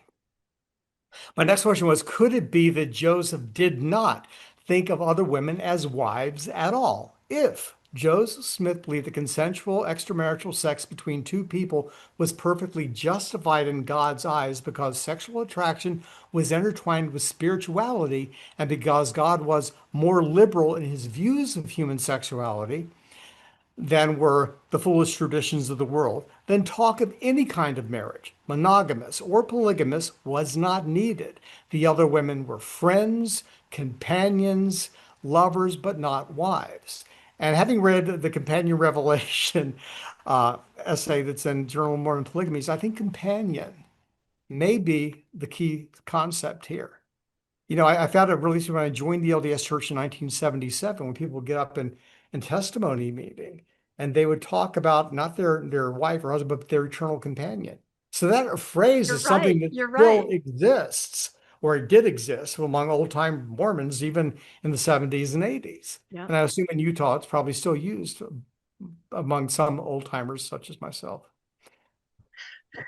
You're a young old timer though, Rob, I must say. Tell my arthritic shoulder that. Okay. No, you're not wrong, though. That was it. We went to BYU to find our eternal Yeah. companion. I had Yeah. never thought Yeah. about it in those terms. Yeah, How that also gives a whole new light to again what was going on in England, in the first British mission, where that was the word being used. It wasn't spiritual wife, it wasn't polygamy, it was companion. So I think in the end, Brigham Young, what became the patriarchal system of marriage in Utah, pulled from all of these, I think at this point, disparate things that were happening, unconnected things that were happening, but all of them motivated by the same general sense of we're rethinking traditions. We're even rethinking the way sex is done. We're questioning traditions about marriage and the way the sexes interact. And we're how do the willing very to young try new girls things. fit Yeah. in, though? The very young girls that Joseph, I mean, could a 14-year-old be his companion? Well, again, the legal age for marriage with parent consent. The only 14-year-old that we have any who said she was Helen. working was Helen Mar Yeah. Kimball. And both of her parents were on board. So even if that had been a legal marriage, if that did happen as she describes later, if that was a legal ceremony, it would have been legal for her It to would get have married been in legal. Illinois with her parents' permission at that point. We're revolted by that in the 21st century, and Right. probably most people in the 20th century would have been as well. But back then in Illinois, a 14-year-old with parental consent could get married, and a 10-year-old, keep remembering, a 10-year-old could consent to sexual relationships with anyone legally in that time period throughout Those America. are those are hard facts. Yeah, Right. But it yeah. wasn't the norm. It wasn't the norm according to census records, but it No, was it legal. was I think was that's, not the yeah. norm, but it was legal. And again, we're reading about marriage in census records. We don't read about affairs. Yeah. Good point. Okay. So I think could it be that Joseph personally believed that human sexuality should be freed from the constraints of all existing systems of marriage? That's a question. I'm asking it. Granted, this is a frightening proposition even today, and it is fraught with pitfalls for individuals and the very concept of society, which is defined by and functions according to generally accepted constraints. So I'm not saying that Joseph Smith would ever said this in this way, But could it be that he maybe believed something like this? Keep in mind, there in the United States, there is only monogamous marriage. You may believe that you're being married by an authority from God, but any relation, if you're a married person and you are having sex with someone who is not you are guilty of adultery. That is adultery under the law. And it's a crime, actually. In fact, if you're a policeman and you commit adultery, you can lose your job because you're a criminal in some districts. But the idea that all of these people, technically, legally, were adulterers. Every polygamist who was married legally to a woman to have plural wives, he was an adulterer.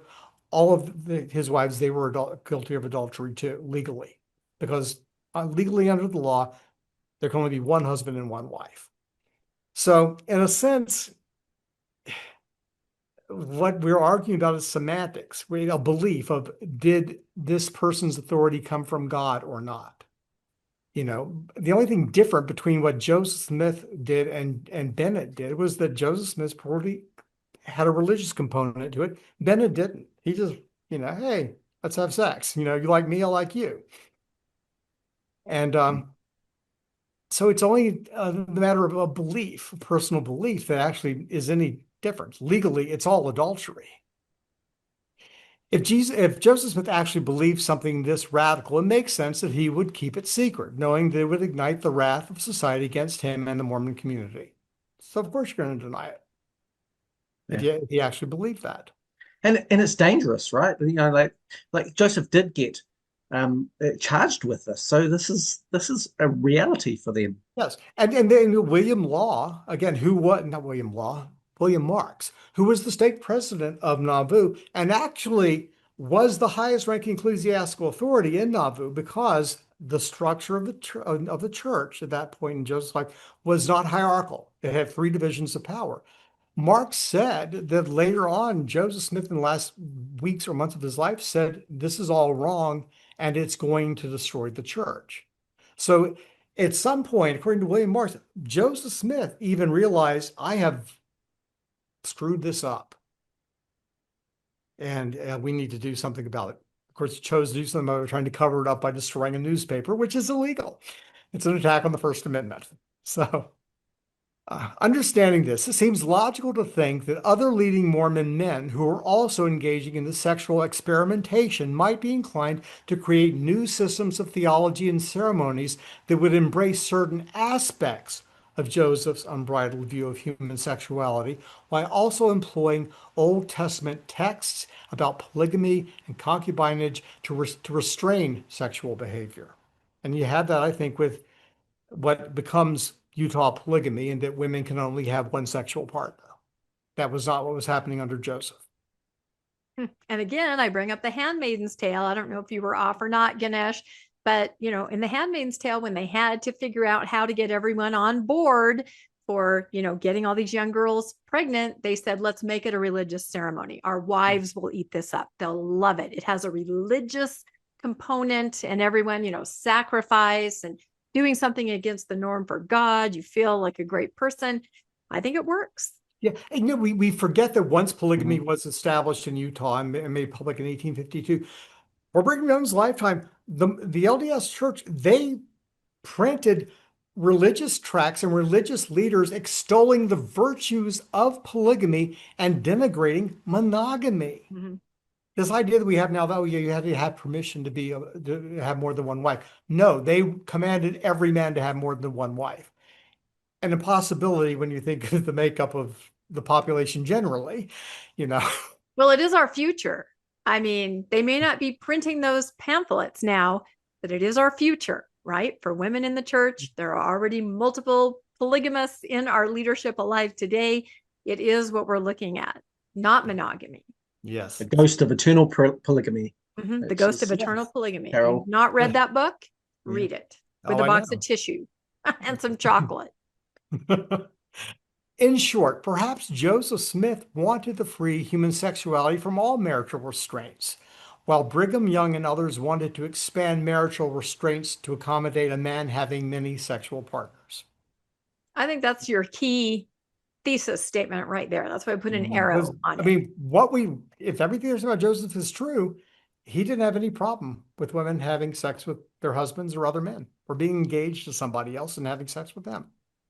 So, That does seem to come up in Doctrine and Covenants section 132, though, where Emma is kind of denied that. There's that phrase there, that she's to cleave to Joseph and none else. That there may have been some idea that she well, was taking. I think this may actually be covered in Mormon Enigma, or mentioned. But at some point, when she's finding out Joseph and the others, she says, "Okay, well, if you can do it, I can Yeah. too."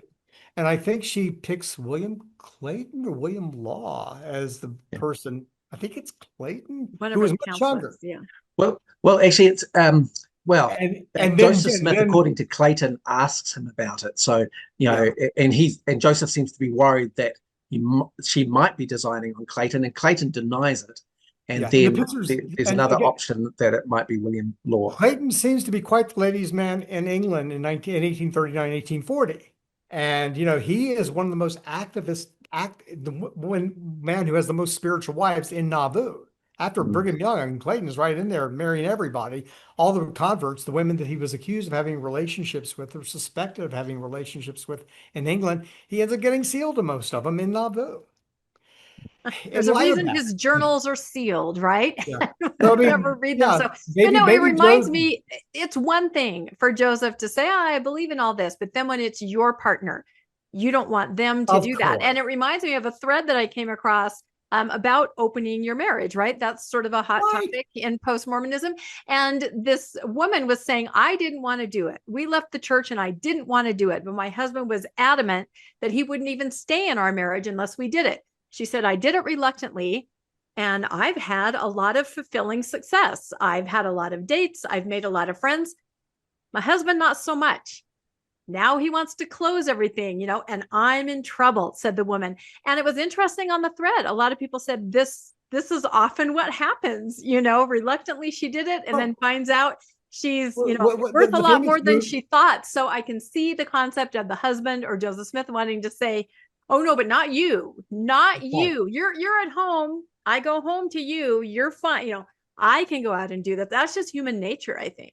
What was the movie in late 60s, early 70s with Natalie, with Bob, Ted and Alice? It was about these two couples deciding we'll be swingers. We'll open our relationships up to each other, and it doesn't work. The friendship just it destroys them emotionally. They can't do it, and they think of themselves as being light and free and easy and unrestrained. There was a comedy this summer that came out just a few weeks ago, and I can't think of the name of it, but it's the same sort of thing. This couple, the woman says to the guy, I'm not happy. I think we need to open our relationship. And they do, and it doesn't work out. They can't navigate it. So that's what I meant in my previous statement, that to do this, to throw off these constraints, really can invite huge pitfalls to doing this. Anyway, in light of everything I've questioned and proposed, in light of all this, Brigham Young and his followers could, with some truth, claim that their system of patriarchal polygamy originated in the teachings and practices of Joseph Smith, without pointing out how their system may have deviated from and actually undermined Joseph Smith's ideas and practices. The whole concept of spirit babies. You get married in eternity, so that is not from Joseph Smith, that is post Joseph Smith.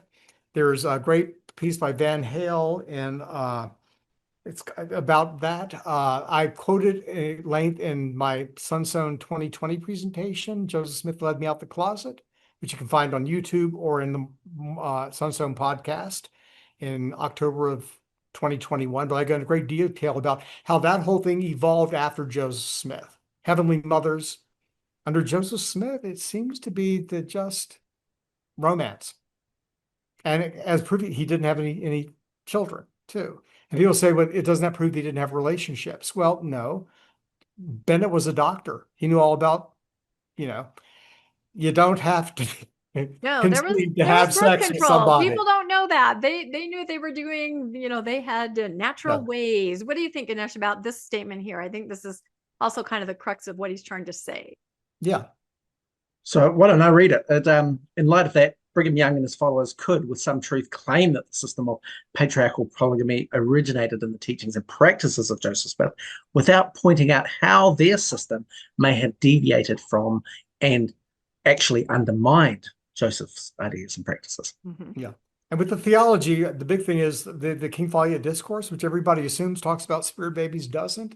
And the version that was edited by B.H. Roberts and first published in the church history at the turn of the 20th century and has since published, takes out the entire thing about infants on thrones, which Right. basically shows you don't have to be married or grow up or have sex to be a god. Yeah, a person is exalted by virtue of their intelligence, not their marital status. Would have been great if Joseph had lived a little bit longer to have kind of clarified some of that. I think he was, and basically obviously that part was walked back because how do we even explain that? And maybe it undermines our, ways in which we're looking at it. It's just fascinating that. Yeah. Okay. In light of this, Emma was being completely honest when she repeatedly declared that Joseph never believed in, taught, or practiced polygamy because he did not.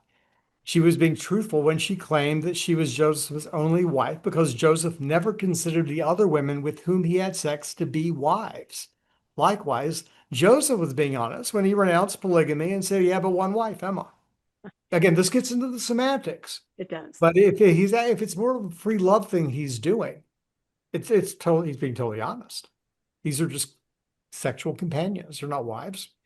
Mm. This view could constitute an entirely new understanding, not only of Mormon polygamy's beginnings, but also the personal theology and conduct of Joseph Smith. And I'm currently convinced that the contemporary evidence may very well support this view. So, yeah, I love this chart here. I'm sure we're all familiar with it. It just shows all the different kinds of women in the different situations, married, younger, older, widowed, all of them put together. yeah. And I'll be honest, what's the rhyme and reason? when you get into a lot of most of the evidence for this is in the second act of the 19th century. So I am not convinced that all of these women had relationships with Joseph.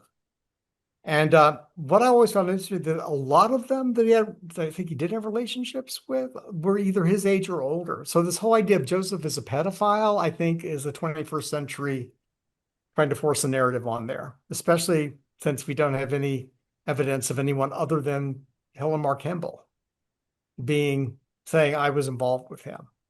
Everything else is much later, and it's like the woman who said that he told me when I was 11 or 12, like in Right. 1851, that I was his one day.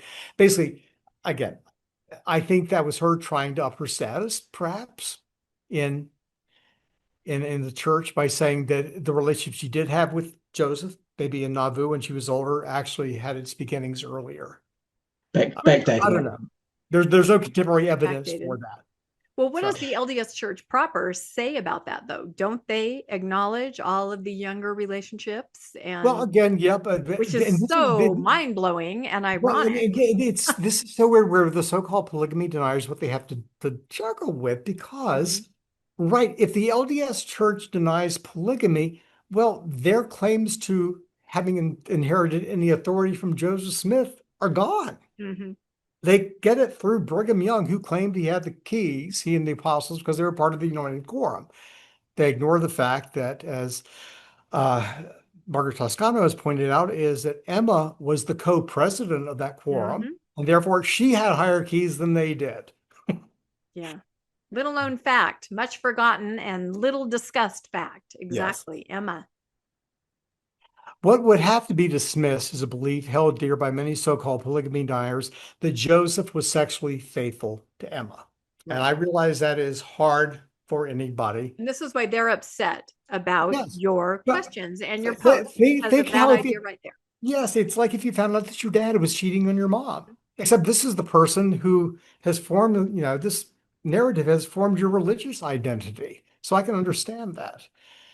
And I sympathize with them. I'm convinced that Joseph, according to his own light, loved Emma dearly. I do think that. I believe he loved her.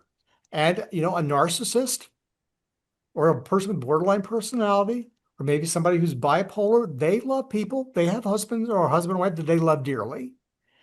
But, you know, that doesn't mean that the relationship is necessarily healthy. But that must be understood. That is his love for Lemma in light of the fact that even though Joseph rejected polygamy publicly, he also rejected monogamy. And I have to rephrase that last phrase. So as I was called on it, and the people who called me on it were right. I would now say Joseph rejected polygamy, but he was not sexually restrained by monogamy. Okay, that's great framing. Yeah. Do So you agree with that's that, Ganesh? What do you think my about that? I mean, that's pretty powerful statement there and really different from other ways of thinking. I definitely think he was not restrained by monogamy. I That is don't either. absolutely the No, case. Um, I don't.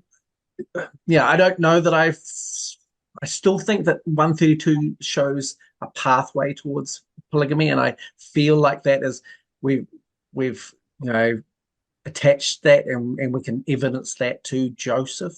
So there's something in there, but absolutely that concubinage. I'm absolutely there in that respect, and I think that many, if not all, of these relationships that Joseph was engaging in were in that vein, that concubinage space, not in the polygamy space. And yes. and I can see how actually what you're saying about Brigham taking it in a different light and maybe emphasizing that polygamy space rather than the concubinage space is could be a way to understand that change from Joseph and the way that he was enacting these relationships and sexual relationships to how Brigham Young and his legacy of framing these sexual relationships. Look at Joseph Smith and the Relief Society. I mean, this is a perfect example. Okay, the Relief Society, and if these things are good, he's having affairs, sex, or relationships with many of these women in the Relief Society under Emma's behind her back. But he organizes the Relief Society. He said the church wasn't perfectly organized until they went. I'm turning over the key to you by giving them priesthood keys. That he introduces women into the small little quorum of the anointed. Emma's the co-president. And then what does Brigham Young do after Joseph? He disbands the Relief Society for decades. Mm-hmm. For decades. They leave that out when they celebrate the birthdays of the Relief Society. Yes. I remember getting a little announcement, a flyer on my door to come celebrate one of the birthdays of the Relief Society. And it had one of those first Relief Society presidencies. And I was like, okay, oh, yeah, 3 of the 4 were married, sealed to Joseph. I'm pretty sure most people in my cul-de-sac did not recognize that, but I did. And also the fact that, are you celebrating the birthday, but subtracting those years that Brigham Young did not, recognize the power Right. of give women power. And in 1970, when I joined the church in 1977, again, I was in Virginia. This is where the whole church ERA battle was. Mm-hmm. This was the center of it. And so the Ward Fair's sake, they were all doing putting on plays and inviting the community about celebrating the Relief Society. And it was the oldest continuous women's organization. Yeah, they keep saying and that. I thought it wasn't continuous. It's not for for years. It was disbanded by Brigham Young and then started again. And the narrative was changed to Joseph not saying I turn over the keys to you, but I turn the keys for you. Yeah. Yeah. There was a lot of manipulation of the different words. I did an episode with the Backyard Professor about that, and it had never been so clear to me doing a deep dive into that what they're portraying now, the words and what happened was not what happened. Yeah, but this indicates to me a difference in, of course, Joseph and Brigham's attitude towards women, and therefore one could convert their attitudes towards sex with women. Mm-hmm. With Brigham Young, it's power. You are my wife, you are, And with Joseph, it seems to be something else, more companion.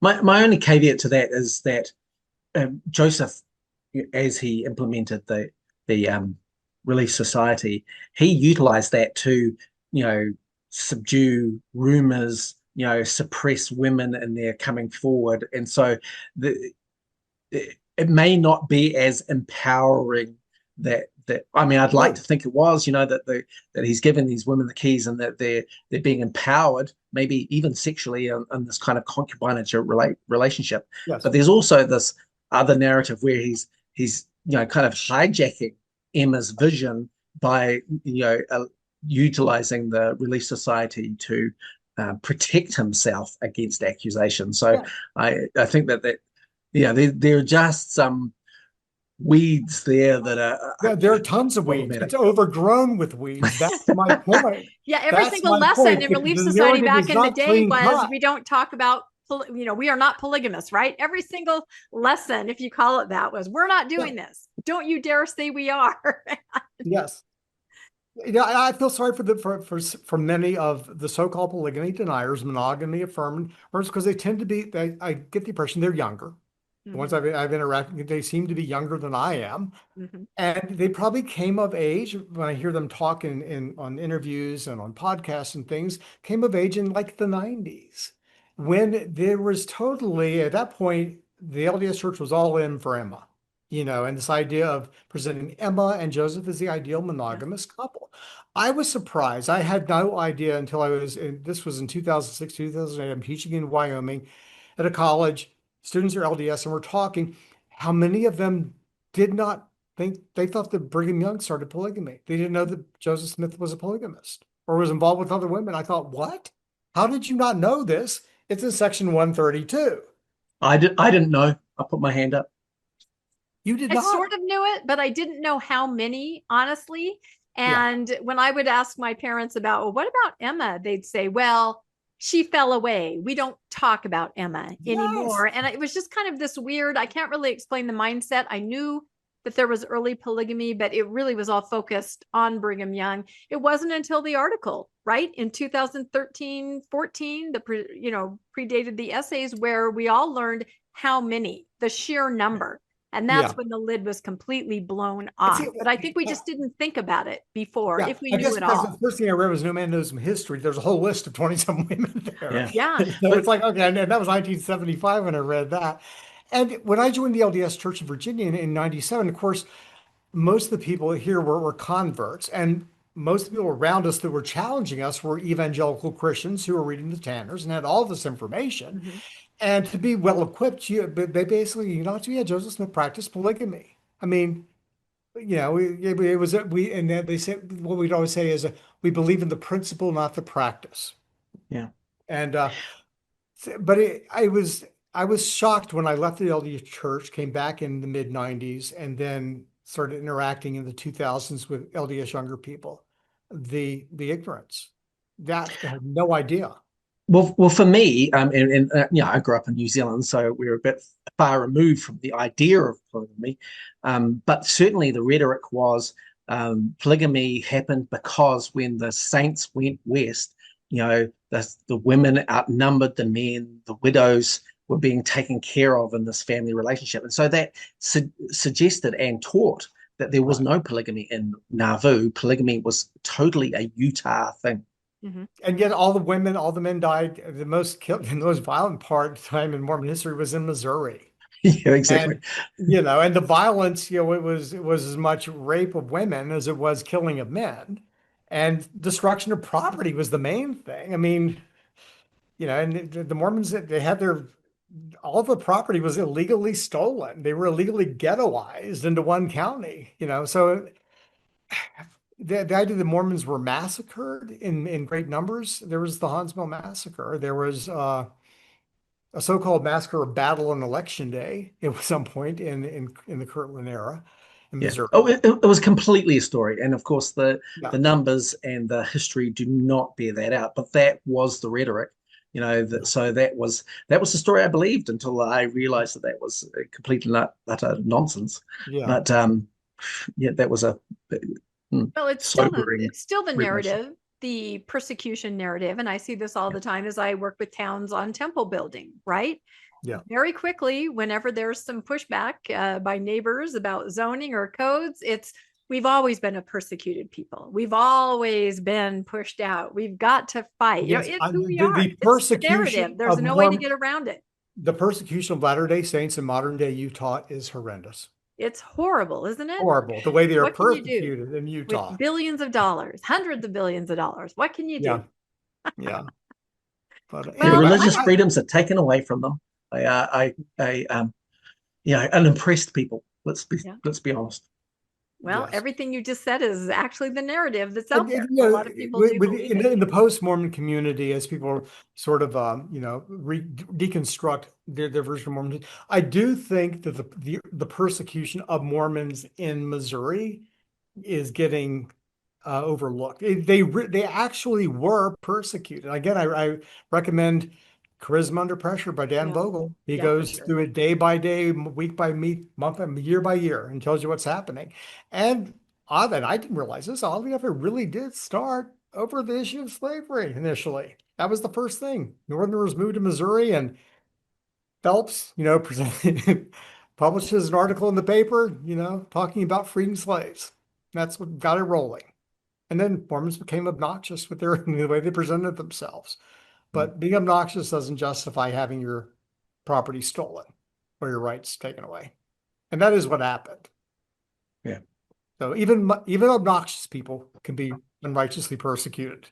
Even obnoxious people have rights. Is that what you're saying? So, You can be obnoxious and still not deserve to be persecuted. Yeah. I'm so glad, because people tell me I'm obnoxious. So Rob, what do you think now that you've kind of, put this idea out there, it has some legs, what do you think is going to happen? I mean, do you think people are going to ignore it? Do you think they're going to try to discuss it? It's a really I hope they don't interesting ignore thought. it. I'm asking questions Yes. and putting out some suppositions. I will go, I have no dog in the fight. I mean, I don't care if Joseph Smith slept with every woman he knew or was celibate. Emma had children by somebody else. I'm not saying that happened. I don't care about his sex life. That doesn't affect me one way or the other. I am interested in finding out what happened, because what happened in Nauvoo, about 20 years ago, I actually was working for a documentary film company and proposed doing a documentary about Nauvoo. And what my proposal was that what happened in Nauvoo, the city grew up out of a swamp. It became the largest city in Illinois, had the largest standing army next to the federal army at that point on the U.S. continent. And it fell overnight, and it was brought down because of political intrigue and what I describe as the most influential sex scandal of the 19th century. And I still hold that what happened in Nauvoo was the century's that was the biggest sex scandal. It led to Joseph Smith shutting down a newspaper illegally, being arrested, and then killed by a mob. That led to a year and a half, 2 years of civil unrest in Illinois, at which an entire population of 15,000 people were exiled from the United States and from Illinois, and then set up, went west and ended up settling, initially doing the initial white English-speaking settlement of 1/5 of the continental U.S. in just about 10 years. And it eventually, in the 1880s, completely changed the way the First Amendment is interpreted.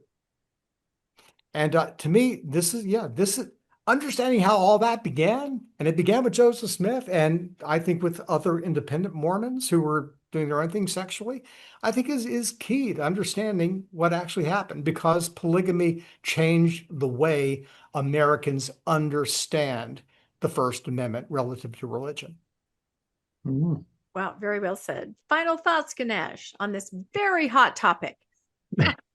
I agree with Rob. I think that Nauvoo is pivotal to understanding the church. It's understanding the trajectory of the United States, in the West, and some of those key things, slavery and polygamy were the basis of the Republican Party. It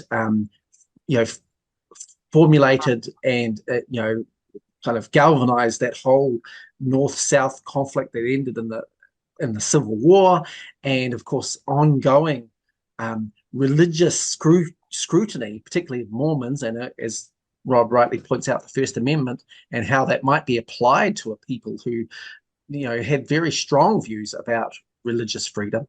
And so Mormonism it just it affects American culture, American politics, American history in some incredible ways. And this was all the powder keg that went off in Nauvoo in 1844 and around these really tough issues like, sexual freedom and, multiple marriages. And, so understanding that point in history and that point in Nauvoo is key to understanding, where we are today and why.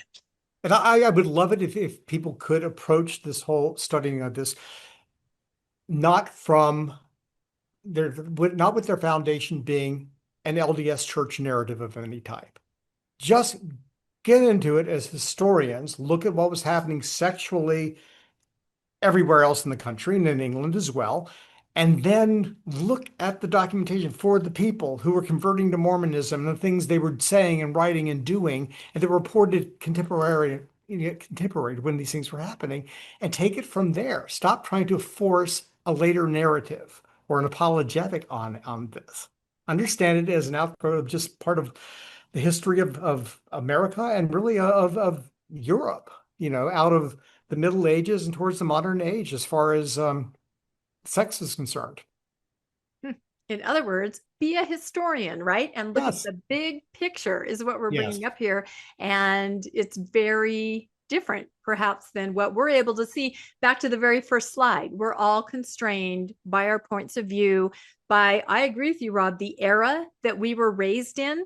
I learned a completely different set of facts about Joseph Smith than my kids learned, or somebody a little older, completely different. And so you really have to look at other sources outside, big picture, be an actual historian, I think. And one thing that LDS culture does great, especially among active LDS church members, they easily forget.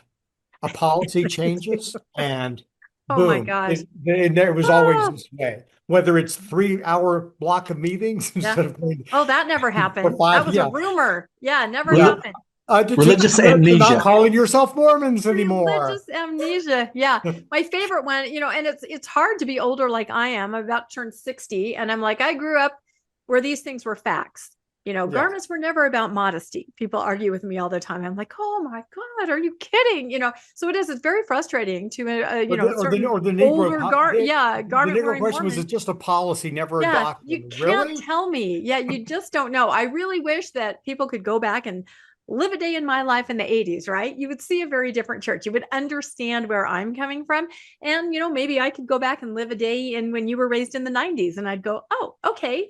It's different. So I don't know. I'm we all convinced just get along. most of younger people, the LDS church members, they could go back to the Portsmouth ward in Portsmouth, Virginia in 1977, 78, 78. They would not know they were in the same religion. That's what I think too. I mean, it was so different. Yeah, I used to say that about my parents who were in assisted living for a number of years, and they're still living in the 80s church, right? Yeah. And I used to say, if you were to go to a regular ward and stand up and bear your testimony or teach a lesson, you would be escorted out, because what you're saying is heresy and apostasy, because you're talking about farms and stuff from the 80s, and we don't say that anymore. Yeah. So it's very interesting. And Mormonish actually started because Landon and I both kind of felt, being in late 50s, we want to document this stuff, how we grew up and how it was in my day, we find ourselves saying, which I hate because it makes you sound really old, right?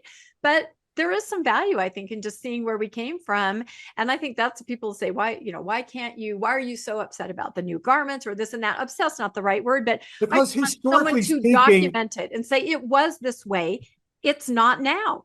I'd be fine with that. That's all you have to say. Historically speaking, 20, 30, 40 years is not a lot of time.